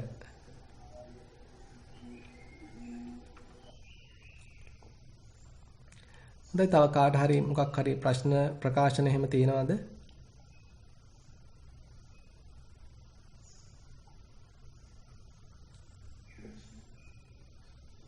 ස්වාමීන් වහන්සේ තෙරුවන් සරණයි. තෙරුවන් සරණයි. මෙතෙන්දී දැන් ස්වාමීන් වහන්සේ කියපු දේවල් බොහෝම වැදගත් වෙනවා. ඒත් එක්කම පුංචි කාරණයක් ගැන සිහිපත් කරන්න කියලා හිතුණා. දැන් අපි ආරණ්‍ය සේනාසනයක නෙවෙයි දැන් මේ දවස්වල අපි ජීව වශයෙන් ජීවත් වෙන්නේ. එතකොට දැන් ප්‍රැක්ටිකලි කියන්නේ ජීවිතයේ සිද්ධ වෙන එක්තරා දෙයක් තමයි දැන් අපි දිගටම මේක දවස පුරාම කරන්න ගියොත් එතකොට නිවසේ ඉන්න අනිත් කට්ටියත් එක්ක ගැටීමක් ඇති වෙන්න පුළුවන් මුල් කාලෙදී. ඒ කියන්නේ දැන් අපි දිගටම කායානුපස්සනාව ඔය විදිහටම වඩ아가ගෙන යනකොට මානසික තත්ත්වයට ඒ කියන්නේ චිත්තානුපස්සනා තත්ත්වයට දියුණු වෙන්න ඉස්සෙල්ලා දිගටම කරගෙන ගියාම අපි හිතුවොත් එක්ක බිරිඳ එහෙම නැත්නම් සාය පුරුෂයා එහෙම නැත්නම් ළමයි ඉන්නවනම් ළමයි මේගොල්ලෝ මට කරදරයක් මේ මං කරන එක කරගන්න. ඒ නිසා වෙන්නේ නැති මට මතකයි ලොකු ස්වාමීන් වහන්සේ අපිට කියනවා මේකට කාලයක් වෙන් කරගන්න. ඒ කියන්නේ ඉඳගෙන කරන භාවනාවත් එක්කම මේ දේ කරන්න කාලයක් ඉස්සෙල්ලා ටැක්ස් තියාගන්නවා වගේ ජීවිතේ ඒව ඇති කරගන්න. ඊට පස්සේ ස්වාමීන් වහන්සේ අපූර්වට අපිට කියලා දුන්නා වගේ දැන් අපි ආහාර ගන්නකොට ආරණ්‍යකදී වගේ නෙවෙයි බිරිඳ හරි ස්වාමි පුරුෂයා හරි ළමයි එක්ක හරි තමයි ආහාර ගන්නෙ. එතකොට අපේ හිතේ ඇතිවන ස්වභාවයන් ගැටීම් දැන් අපි තොලට වීදුරුව අපි වතුර බොනවා නම් වීදුරුව තොලට තියනකොට වීදුරුවේ ඒ දැනීම ගන්න අවස්ථාවේ තවත් කෙනෙක් අපිත් එක්ක කතා කරනවා නම් එතකොට අර හිත පයින් හැටි ඉස්සෙල්ලම ගැටීමක් ඇති වෙන හැටි හිතේ එහෙම එතකොට අරය කෙරෙහිත් අපි අවධානය යොදන්න ඕනේ කියන දේ මොකද්ද ප්‍රයොරිටි කියන එක ඊට පස්සේ චුට්ට ජීවිතයේ තුල ප්‍රායෝගිකව දියුණු වෙන්න පටන් ගන්නවා අතනින් පටන් ගන්නවා. ඉතින් ඒ කාරණයක් මතක් කරන එක හොඳයි කියලා හිතුණා. මොකද නැත්තම් අර වගේ ගැටීමක් ඇති වෙන්න පුළුවන් මෙයා භාවනාව විතරයි කරන්නේ නැත්තම් මෙයා මට හැම වෙලේම කරදර කරනවා කියන මානසිකත්වය ඇති වෙන්නට මුලදී බොහෝ විට පුළුවන්. නමුත් මේක දියුණු කරගෙන ගියාම අර ටැක්ස් වගේ කියලා ඊට පස්සේ මේ බොහෝ විට දවස පුරා ප්‍රයොරිටිස් මොනවද කියන එකයි කෙනෙක් එක්ක සම්බන්ධ වෙනකොට එතකොට ඒ තමන්ගේ හිත ක්‍රියා කරන එකයි ඒතර තවත් විහාරට ගිහින් ස්වාමීන් වහන්සේ කිව්ව විදිහට කෙලින්ම විපස්සනාවට එන එකත් ඒව නිකම්ම ඔටෝමැටිකලි નિરાයාසයෙන් සිද්ධ වෙන්න පටන් ගන්නවා කියන එක මට අදහසක් ස්වාමීන් වහන්සේ තෙරුවන් සරණයි. හොඳයි. හොඳයි අරුණ මහත්තයා කියන එකත් එක්ක මම එකඟ වෙනවා. ඉතින් ඒක තමයි අපි මුලදී එච්චර භාවනා කරනවා කියලා ඇඟෙන්න දෙන නරකයි. ඒ කියන්නේ අනිත් අය දැනගත්තොත් මෙයා මේ භාවනා කරනවා කියලා ඒක සමහරවිට අපිට කරදරයක් වෙන්න පුළුවන්. අනිත් අයත් අපි දිහා වපරැහින් බලන්න පුළුවන්. ඒ නිසා පොඩ්ඩක් භාවනා කරන කෙනෙක් කියලා පෙන්වන්න යන්නේ නැතිව අපි අපේ වැඩේ ටිකක් රහසේ කරගෙන යනවා. අපි ටිකක් අර කාලයත් වෙන් කරගනිද්දී අනිත් අය නිදාගත්ත කාලයක් අනිත් අය ගෙදරින් පිට වෙලා ඉන්න කාලයක් තමයි අපි අපේ භාවනාවට යොදාගන්නේ. එතකොට එහෙම අපි පොඩ දියුණු කරගෙන යන්න ඊට පස්සේ අනිත් අය දන්නේ නැහැ අපි මේ අනිත් අයත් එක්ක කතා කරනකොටත් අපි අපේ හිත දිහා බලනවායි කියලා අනිත් කෙනා දන්නෙත් නැහැ එතකොට. එහෙම නැත්නම් අපි අනිත් අයත් එක්ක එකතු වෙලා දැන් අරුණ මහත්තයා කිව්වා වගේ කෑම කනකොට අනිත් අය ඉන්නවා අනිත් අය අපිට සමාලාට උසුළු කරනවා. හැබැයි අපි එතෙන්දිත් අපේ හිත ගැනත් අවධානයෙන් ඉන්නවා. අපිට කේන්ති යනවද නැත්නම් මට දරා ගන්න පුළුවන්ද කියලා අන්න හිත ගැන අවධානයෙන් ඉන්නවා. ඒතර හිත ගැන බලන්න කලින් ඊට මෙහාදී අපි කායගත සති මට්ටමේ නම් ඉන්නේ. එතෙන්දි සමාලාවට අපිට අනිත් අයගේ දේවල් නිසා මේ බාධා පැමිණීම් වෙන්න පුළුවන්. එතෙන්දිත් අපි ආරක්ෂා වෙන්න ඕනේ කේන්තියක් ඇති කරගන්න නැතුව. මොකද අනිත් අය ඉතින් අපි කරන දේ කරන්නේ නැහැනේ. අනිත් අය තාමත් ප්‍රමාදීව තමයි ඉන්නේ. අපිත් එතනනේ හිටියේ. අපිත් මේ ලෝකේ ඉඳන් නෙමෙයි කෑම කෑවේ. අපිත් හිටියේ වෙන කෙලිලොල් ජීවිතයක නැත්තම් මේ රූපවාහිනිය දිහා බලාගෙන පත්තරයක් බලාගෙන සින්දුවක් අහගෙන තමයි අපි කෑම කෑවේ. ඉතින් අනිත් අය තාම එතන ඉන්නේ. මට තමයි දැන් පොඩ්ඩක් මේ උනන්දුවක් ඇති වෙලා තියෙන්නේ මේක වෙන දෙයක් කරන්න. ඒ නිසා මම අනිත් අය ගැන සෑහෙන්න අනුකම්පා කළ යුතුයි. ඒ අනිත් අය මට මේ හිතලා කරන බාධාවක් නෙමෙයි. ඒ අය තාම ඉන්නේ අර මම කලින් හිටපු ප්‍රමාද වෙන තැන. මෙලෝ සිහියක් නැතුව තමයි අනිත් අය ඉන්නේ. කියලා ඉතින් මම පොඩ්ඩක් ඒ නිසා අනිත් අය දිහා හරිම සානුකම්පිකව බලන්න අවශ්‍යයි. ඉතින් ඒ නිසා හුඟක් වෙලාවට යෝගාවචරයෙන්ට වෙන ප්‍රශ්නයක් තමයි අපි මේ සතිය දියුණු කරන්න ගත්තට පස්සේ කේන්ති යන එක. මොකද අපි හිතනවා මේ මට අනිත් අය බාධා කරනවා මට මේක කරගන්න විදිහක් නැහැ අනිත් අය තමයි මේකේ මට තියෙන බාධාව කරදරේ කියලා අපි අනිත් අය දිහා මේ නරක හිතින් බලන්න හදනවා. ඒක මුලදී තියෙන ප්‍රශ්නයක්. පස්සේ ඉතින් ඕක හැදිලා එනවා. පස්සේ පුළුවන් වෙනවා මේ අනිත් අයගෙන් ඒ පැමිණෙන බාධාවනුත් අපේම කෙලස් ටික හඳුන ගන්න පාවිච්චි කරන්න පුළුවන්. මොකද අනිත් අයත් ලොකු උපකාරයක් අපිට කරන්නේ. මොකද එහෙම නැත්නම් අපි හිතනවා අපේ හිතේ රාගය නැහැ, අපේ හිතේ ද්වේෂය නැහැ, අපේ හිතේ ඊර්ෂ්‍යාවක් නැහැ, අපේ හිතේ මාන්නයක් නැහැ කියලා අපි සමහරවිට අපිව අදිදක්සේරු කරන්න පුළුවන්. නමුත් මේ අනිත් අය එක්ක කරන ඇසුරෙන් තමයි අපිට තේරෙන්නේ මගේ හිතේ තාමත් රාගය තියෙනවා, මගේ හිතේ තාමත් ද්වේෂය තියෙනවා, මට තාමත් කේන්ති යනවා, මට තාමත් මගේ හිතේ ඊර්ෂ්‍යාව පහළ වෙනවා, මගේ තාමත් හිතේ මාන්නේ පහළ වෙනවා කියලා. ඒ අපි අනිත් අයත් එක්ක ඇසුරේ ජීවත් වෙනකොට තමයි අපේ යථා තත්ත්වය තේරෙන්නේ. ඒ නිසා මේ ඇසුර මුලදී අපිට නිකන් කරදරයක් වගේ දැනුණාට පස්සේ ඒකෙන් ලොකු ප්‍රයෝජනයක් ගන්න පුළුවන්. හැබැයි අනිත් අය දන්නේවත් නැහැ. ඒ කියන්නේ අපි ඒ ඉබඳු ප්‍රයෝජනයක් මේ ඇසුර නිසා ලබනවා කියලා අනිත් අය දන්නේවත් නැහැ. ඉතින් අන්නේ වගේ ගමනක් තමයි මේ භාවනා ජීවිතයේ තියෙන්නේ. ඉතින් අර මුලදී අපි යම්කිසි වෙන් කරගත්ත කාල පරිච්ඡේදයකදී මේක දිනු කරනවා. පොඩ හැබැයි අපි උත්සාහවන්ත වෙනවා. පුළුවන් ද මට පහසු තැන්වලදී මේක තව ටිකක් පතුරවන්න. එකපාරටම අර කෑම මේසෙට ගන්න බැරි වෙයි. නමුත් මම දට්ටික මදින එක සිහියෙන් කරන්න බලනවා. මම අර අපි හිතමු මූණ හොදන එක සිහියෙන් කරන්න. නැත්නම් අතු ගාන එක සිහියෙන් කරන්න. එහෙම නැත්නම් බස් එකේ යද්දි මම තනියෙන් මේ අපි හිතමු අඳුරන්නේ නැති පිරිසක් එක්කනේ ඉන්නේ. එතෙන්ට මට සිහිය යොදන්න. එහෙම නැත්නම් මම වාහනේ පදවනකොට ඒක සිහියෙන් කරන්න. ඉතින් මෙන්න මේ වගේ අපි අර තනිවම පෞද්ගලිකව කරන කටයුතු වලට තමයි මේක මුලින්ම දාන්න පහසු. ඊට පස්සේ තමයි අපි අර තවත් පිරිසක් එක්ක කරන තැන්වලදීත් මේක දාලා තව ශක්තිමත් කරලා ගන්න පුළුවන්.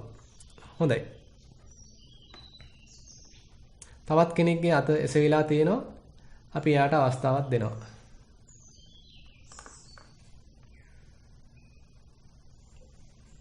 ඉසංකට කතා කරන්න පුළුවන්.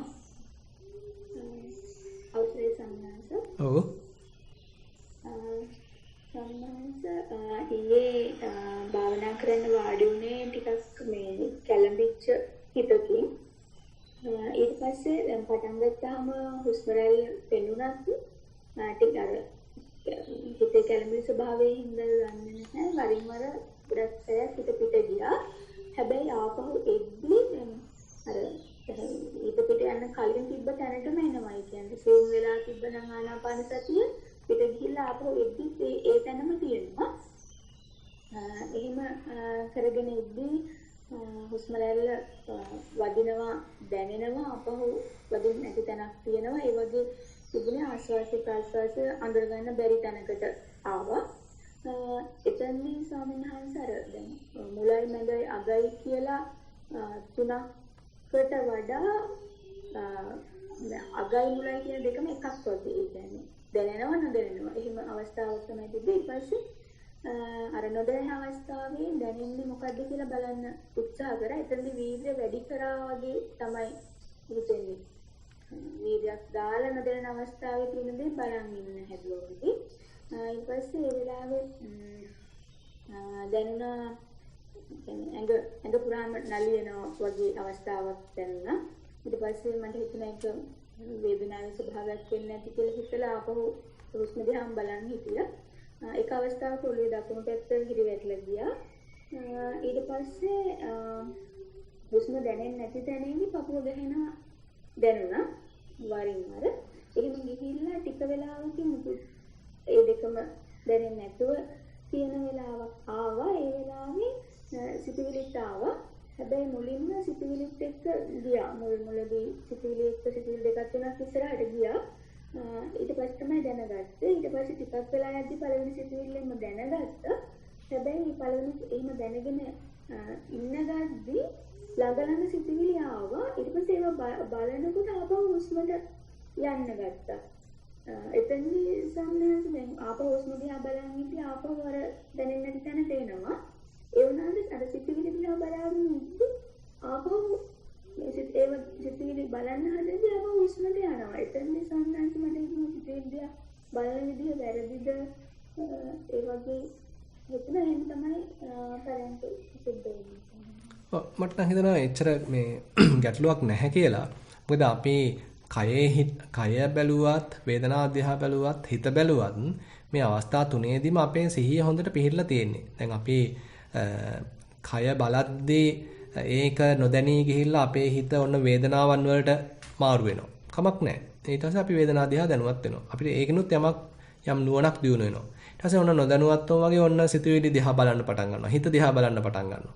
කිසි ප්‍රශ්නයක් නැහැ. ඊට පස්සේ ඒක බලා ඉඳදී ඔන්න ආයෙත් නැවතත් අවධානය කයට මාරු වෙනවා. කමක් නැහැ. කය ගැන අවධානයෙන් ඉන්නවා. ඒ කියන්නේ මුලදී අපිට මේ තුනෙන් එකක් පරිහරණය කරන්න වෙනවා. ඒකයි අර දැන් අදත් අපි ඔය මේ සම්පජඤ්ඤය ගැන විස්තර කරද්දී ගෝචර සම්පජඤ්ඤය කියන්නේ ඒකයි. මේ තුනෙන් එකක තමයි අපි හැසිරෙන්නේ. එහෙම නැත්නම් තවත් ඉතින් නිවැරදිව කියනවනම් මේ හතරෙන් එකක සතර සතිපට්ඨාන හතරෙන් එකක තමයි අපේ අවධානය තියෙන්නේ. ඉතින් මේ මොකක හරි තිබීම අපිට ප්‍රයෝජනයි. මොකක් හරි තියෙනවා කියන්නේ අපි ආරක්ෂිතයි. ආරක්ෂක භූමියේ තමයි ඉන්නේ. අපි ගෝචර අජ්ජත් භූමියේ තමයි ඉන්නේ. ඉතින් මේකේ අසවල් එකේම ඉන්න ඕනේ කියලා නීතියක් නැහැ. අපි අනිත් එක තමයි දැන් අර කියවුණා කායानुපස්සනාවේ නිරත වෙනකොට හුස්ම රැල්ල දිහා බලනකොට මුලැමැද අග කියලා බලන්න ගියාට මට දැනෙන්නේ නිකං මේ පටන් ගැනීමක් අවසාන වීමක් පමණයි කියලා කියුණා. ඒක කිසි ප්‍රශ්නයක් නැහැ. ඒ කියන්නේ අපි හිතනවා සමහරලාවට දැන් අපිට විස්තර පේන්න ගන්නවා. මුලදී ඒ තරම් විස්තර පෙනුන්නේ නැහැ. අපේ සතිය දියුණුලා තිබුණ නැති නිසා.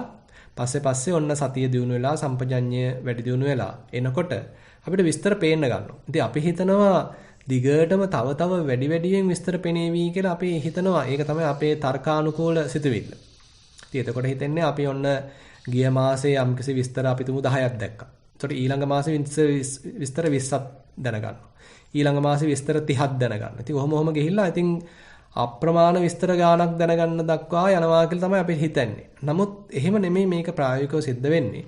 අතර මගකදී ඕක හැරෙනවා වෙන පැත්තකට. අපිට විස්තර හැලෙන්න පටන් ගන්නවා. මුලදී විස්තර වැඩි වේගන යනවා. පස්සේ විස්තර හැරිලා ගිහිල්ලා අපිව ඒ වෙනුවට ඊටාම සියුම් අර විස්තර හැලිච්ච නැත්නම් අපි දීපු නම්ගම් සංකල්ප ඔක්කොම හැලිච්ච අතිසූක්ෂම යම් ධර්මතාවක් පමණක් පේන්න පටන් ගන්නවා. ඒ වෙලාවේදී අපි අර මේ හැලිච්ච නම්ගම් ලේබල් සංඥා මෙතෙන්ට එකතු කරගන්න නරකයි. මෙතෙන්දි වෙන්නේ ආස්වාසයක්ක ප්‍රස්වාසයක්ක මේක තියෙන නාසිකාග්‍රේ නැත්නම් මේක සිද්ධ වෙන්නේ හෘදේ වස්තු ආසන්නයේ නැත්නම් මේ උඩුතල ආසන්නයේ කියලා ඒ අපි දීපු ඒ නම්ගම් හෝ ස්ථානය ගැන ඒ විස්තර හෝ කාලය සම්බන්ධ විස්තර හෝ මේ කිසි දෙයක් එතෙන්ට ඇඳන්න නරකයි. මොකද භවනාව ගැඹුරට යන්න ඒ තියෙන අනවශ්‍ය විස්තර ඔක්කොම හැලිලා ගිහිල්ලා අතිශය සූක්ෂම මේ යම් ධර්මතා රසක් පමණයි ඉස්සරහට එන්නේ. ඒතර අපි ඒක එක බොහොම සරල හිතකින්, තැම්පත් වෙච්ච හිතකින්, ඒ වගේම තෘප්තිමත් වෙච්ච හිතකින් තමයි ගමන් කරන්න තියෙන්නේ. එතකොට අපිට තේරෙනවා මෙතන කොහේදෝ මන්දා හට ගැනීමක් තියෙනවා. කොහේදෝ මන්දා නිරුද්ධ වී යාමක් තියෙනවා. අවසන් වීමක් තියෙනවා. ආයෙත් ඔන්න හට ගැනීමක් තියෙනවා. ආයෙත් ඔන්න අවසන් වීමක් තියෙනවා. ආයෙත් ඔන්න හට ගැනීමක් තියෙනවා. ඔන්න ආයෙත් අවසන් වීමක් තියෙනවා. මේක සිද්ධ වෙන තැනක් අපිට හරියට කියන්න බෑ. මේක සිද්ධ වෙන්නේ මොන කාලයේද මේ උදේ කාලයේද හවස් කාලයේද දවල් කාලයේද කියලා එහෙම කාලයක් ගැන කියන්න බෑ. ඒතකොට අපි අර ස්ථානයෙන් කාලයෙන් කියන මෙන්න මේ මාන දෙකෙන් අපි අයින් වෙලා යම්කිසි සංසිද්ධියක් දිහා අතිසූක්ෂම බැලීමේ හැකියාවක් අපිට ඇති වෙනවා. ඒක තමයි අපිට එළඹෙන්න තියෙන විපස්සනාවේ එක සූක්ෂම මට්ටමක්. ඒතකොට අන්නේ දේ අපිට හඳුනා ගන්න පුළුවන් නම් බොහොම පිරිසුදු විපස්සනාවක් සිද්ධ වෙනවා. ඒ නිසා ඒ මට්ටමක් මතු වුණොත් එතෙන්දි කිසිම සැකයක් ඇති කරගන්න එපා. එතනදී ඇති වෙන සැකේ තමයි අපිට තියෙන බාධාව. අපි හිතනවා විස්තර මග හැරුණා නැත්නම් මගේ සතිය දුර්වල වුණා සම්පජාඤ්ඤය දුර්වල වුණා කියලා අපි හිතන්නේ. නමුත් සිද්ධ වෙලා තියෙන වෙන දෙයක්.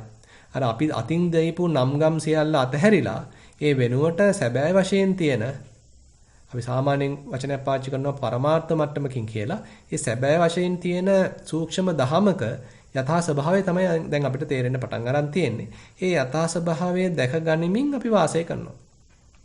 බොහොම තෘප්තිමත් මනසකින්, සැහැල්ලු මනසකින්, ඇතුළත කතාව සංසිඳිච්ච මනසකින් මේ අස්පනා පිට සිදුවෙන දේ දිහා හොඳින් දැන ගනිමින් වාසය කරනවා. එපමණයි.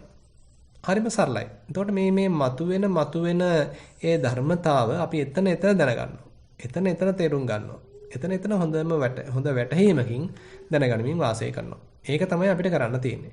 ඒ නිසා ඒක දැනගනිමින් වාසය කරන්න. ඉතින් ඒක දැනගනිමින් වාසය කරද්දී අපිට මොන්නේ ඒක සමනය වුණා. ඊට පස්සේ ඔන්න ඉබේටම හිත දිහා බැලුණා. ඔන්න හිතෙත් සිතුවිලි එන යන දිහා තේරුණා. ඒවත් ඔන්න සමනය වුණා. ඊට පස්සේ ඔන්න අපිට වේදනාවට මාරු වුණා. ඒකත් හොඳට දැනගත්තා. ඒවත් එන යන දිහා තේරුම් ගත්තා. ඇති වෙන නැති වෙන ආකාරය තේරුම් ගත්තා. ඔන්න ඒකත් සමනය වුණා. දැන් මොකක්වත් නැහැ. අපි මේ මොකක්වත් නැති තත්ත්වයේ තුලත් ඉන්නවා. ඔන්න ඒ වගේ මේ ප්‍රධාන වශයෙන් මේ සතිපට්ඨාන තුනේම අපේ හිත හැසිරෙන්නත් පුළුවන්. ඒ වගේම ඒවා යම් මට්ටම් වලින් සමනය වෙන්නත් පුළුවන්. අර අපි දීපු නම්ගම් ලේබල් ඔක්කොම හැලෙන්නත් පුළුවන්. ඒ කිසිම වරදක් නැහැ. ඒ නිසා ඔය කරගෙන යන දේ ඉදිරියට කරගෙන යන්න ඒ මට්ටම් වලට එනකොට සැක ඇති කරගන්න එපා. හිතට සැක ඇති කරගන්න ඉඩ දුන්නොත් එතන විචිකිච්ඡාව ඇවිල්ලා අපේ මේ කරන වැඩේ අසාර්ථක වෙන්න පුළුවන්. ඒ නිසා කරගෙන යන විදිය හොඳයි. දෙකට කරගෙන යන්න.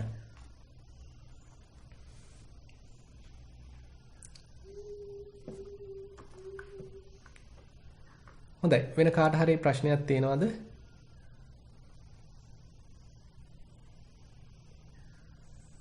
හොඳයි. එහෙනම් වෙන කාටවත් ප්‍රශ්නයක් නැති බවයි තේරෙන්නේ. එහෙනම් අපි පුංචි විනාඩි කිහිපයක් කෙටියෙන් අපි භාවනාවක නිරත වෙමු. ඒ සඳහා සියලු දෙනාම පොඩ්ඩක් තැම්පත් වෙලා වාඩි වෙන්න.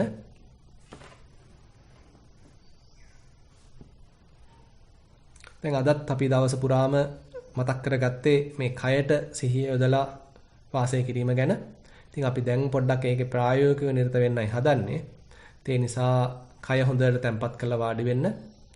වාඩි වුණාට පස්සේ Tamanට තේරෙනවා ඔන්න හිස කෙලින් තියෙනවා. ඇස් දෙක පියවිලා තියෙනවා. තොල් දෙක එකිනෙක ස්පර්ශ වෙලා තියෙනවා. දිව තල්ලට තියලා තද කරලා නැහැ. බොහොම මැද්දට වෙලා බොහොම සැහැල්ලුවෙන් තියෙනවා. බෙල්ල කෙලින් තියෙනවා. උරහිස් දෙකත් බොහොම සැහැල්ලුවෙන් තියෙනවා. අත් දෙකත් ඔඩොක්කුව මත තැම්පත් වෙලා නැත්නම් මේසේ මත තැම්පත් කරලා තියෙනවා. උඩුකය ඍජුව තියෙනවා. අපි මේ වාඩි වෙලා ඉන්න ආසනය මත කොට්ටේ මත යම් පීඩනයක් බරක් දැනෙනවා. පාද නැමිලා තියෙනවා. අපි ඉඳගෙන නම් ඉන්නේ අපේ යටිපතුල් මුරුදුව පොළව මත නැත්නම් කාපට් එක මත ස්පර්ශ වෙනවා. බලන්න හොඳට තමන්ගේ මුළු අවධානය, පූර්ණ අවධානය මේ කය වෙත ගන්න පුළුවන්ද කියලා. මේ වෙවිලා අතිශය සරල සාමාන්‍ය අත්දැකීම්. අපි සාමාන්‍යයෙන් නොසලකා හැරියා මේ දේවල්. නමුත් දැන් අපි මේවට වටිනකමක් දීලා බලනවා අපිට මේවට අවදි වෙන්න පුළුවන්ද කියලා. මේවා ගැන දැනුවත් වෙන්න පුළුවන්ද කියලා.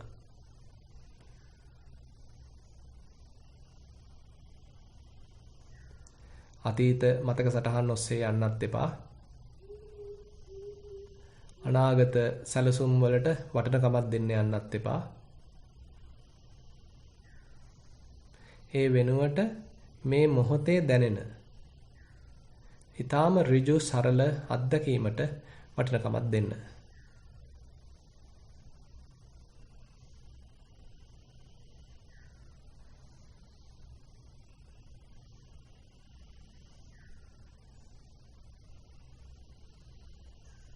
සිහින ලෝකයෙන් පියවි ලෝකයට පැමිණෙන්න.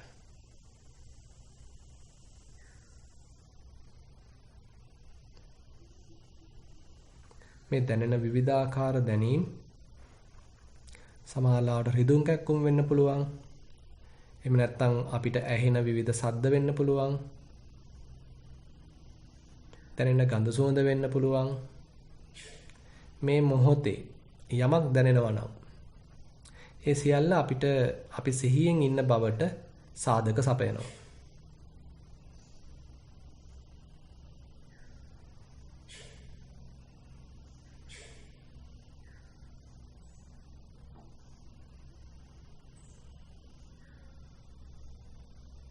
අපි ඒ ඇහෙන දැනෙන කිසිම දෙයක් ගැන හිතේ කිසි අමනාපයක් ඇති කරගන්න නැතිව හොඳ විවෘත මනසකින් මේ සියල්ල බාර ගන්නවා.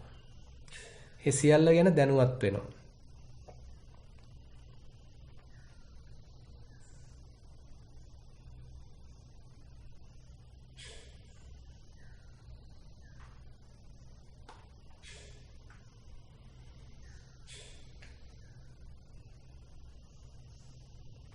දීර්ඝ හුස්මක් අරගෙන සුළු වේලාවක් රඳවගෙන ඉඳලා පිට කරන්න.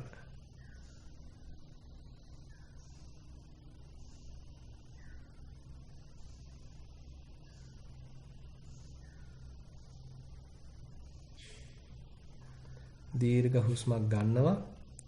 කය හොඳට ප්‍රාණවත් වෙනවා, ප්‍රබෝධමත් වෙනවා. ඊට හුස්ම පිට කරනවා. කය සිත සැහැල්ලු වෙනවා.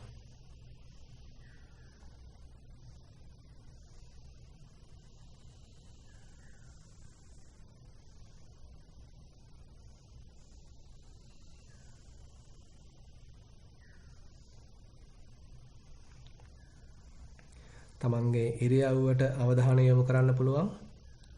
අපි සුවසේ වාඩි වෙලා ඉන්නවා. වාඩි වෙලා ඉන්න බව දන්නවා. නිසින්නෝවා නිසින්නෝම් හීති පජානාති.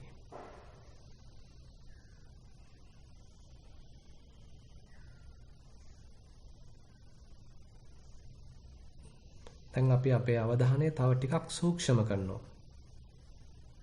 සම්පජඤ්ඤය දියුණු කරනවා. මේ දැනෙන දේවල් දිහා තව ටිකක් සියුම්ව විස්තර සහිතව දැනගන්න උත්සාහවන්ත වෙනවා.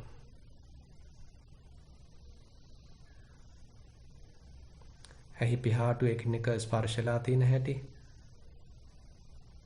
තොල් එකිනෙක ස්පර්ශලා තියෙන හැටි, දිව මැද්දට වෙලා තියෙන හැටි, හිස කෙලින් තියෙන හැටි, උරහිස් දෙක පහත් වෙලා තියෙන හැටි, අත් දෙක බොහොම නිදැල්ලේ තැම්පත් වෙලා තියෙන හැටි, උඩුකයේ බර අපි වාඩිලා ඉන්න ආසනයේ මත, කොට්ටය මත පීඩනයක්, තෙරපීමක් යොදන හැටි, පාද නැමිලා තියෙන හැටි හොඳට දැනගන්නවා.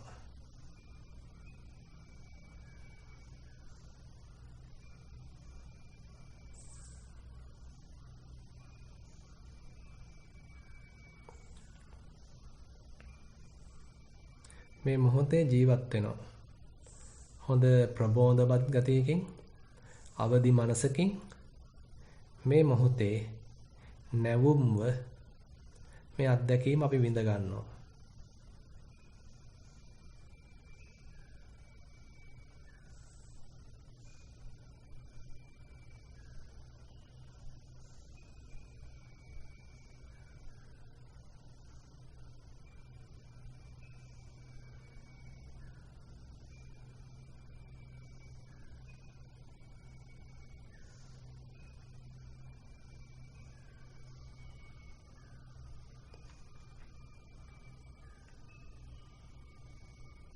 කැමති නම් අපිට අපේ අවධානය නාසිකාග්‍රයට යොමු කළා ඒ පැමිණෙන ආශ්වාසයක් ගානේ දැනුවත් වෙනවා. පිටවන ප්‍රශ්වාසයක් ගානේ දැනුවත් වෙනවා. එකම ආශ්වාසයක්වත් එකම ප්‍රශ්වාසයක්වත් අපිට නොදන්නවා. පැමිණෙන්න හෝ පිට වෙන්න ඉඩ නොදී අපි ඒවා ගැන දැනුවත් වෙනවා.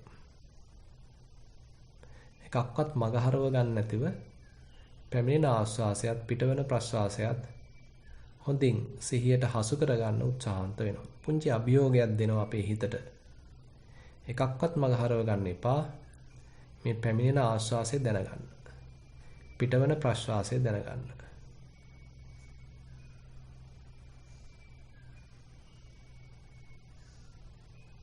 කිසි කලබලයක් නැහැ. හදිස්සියක් නැහැ. අපිට තියෙන්නේ පැමිණෙන ආශ්වාසය ගැන දැනුවත් වෙන්න. පිට වෙන ප්‍රශ්වාසය ගැන දැනුවත් වෙන්න. ඊටාම සරලයි. බොහොම සැහැල්ලුයි. හිතේ බරක් නැහැ.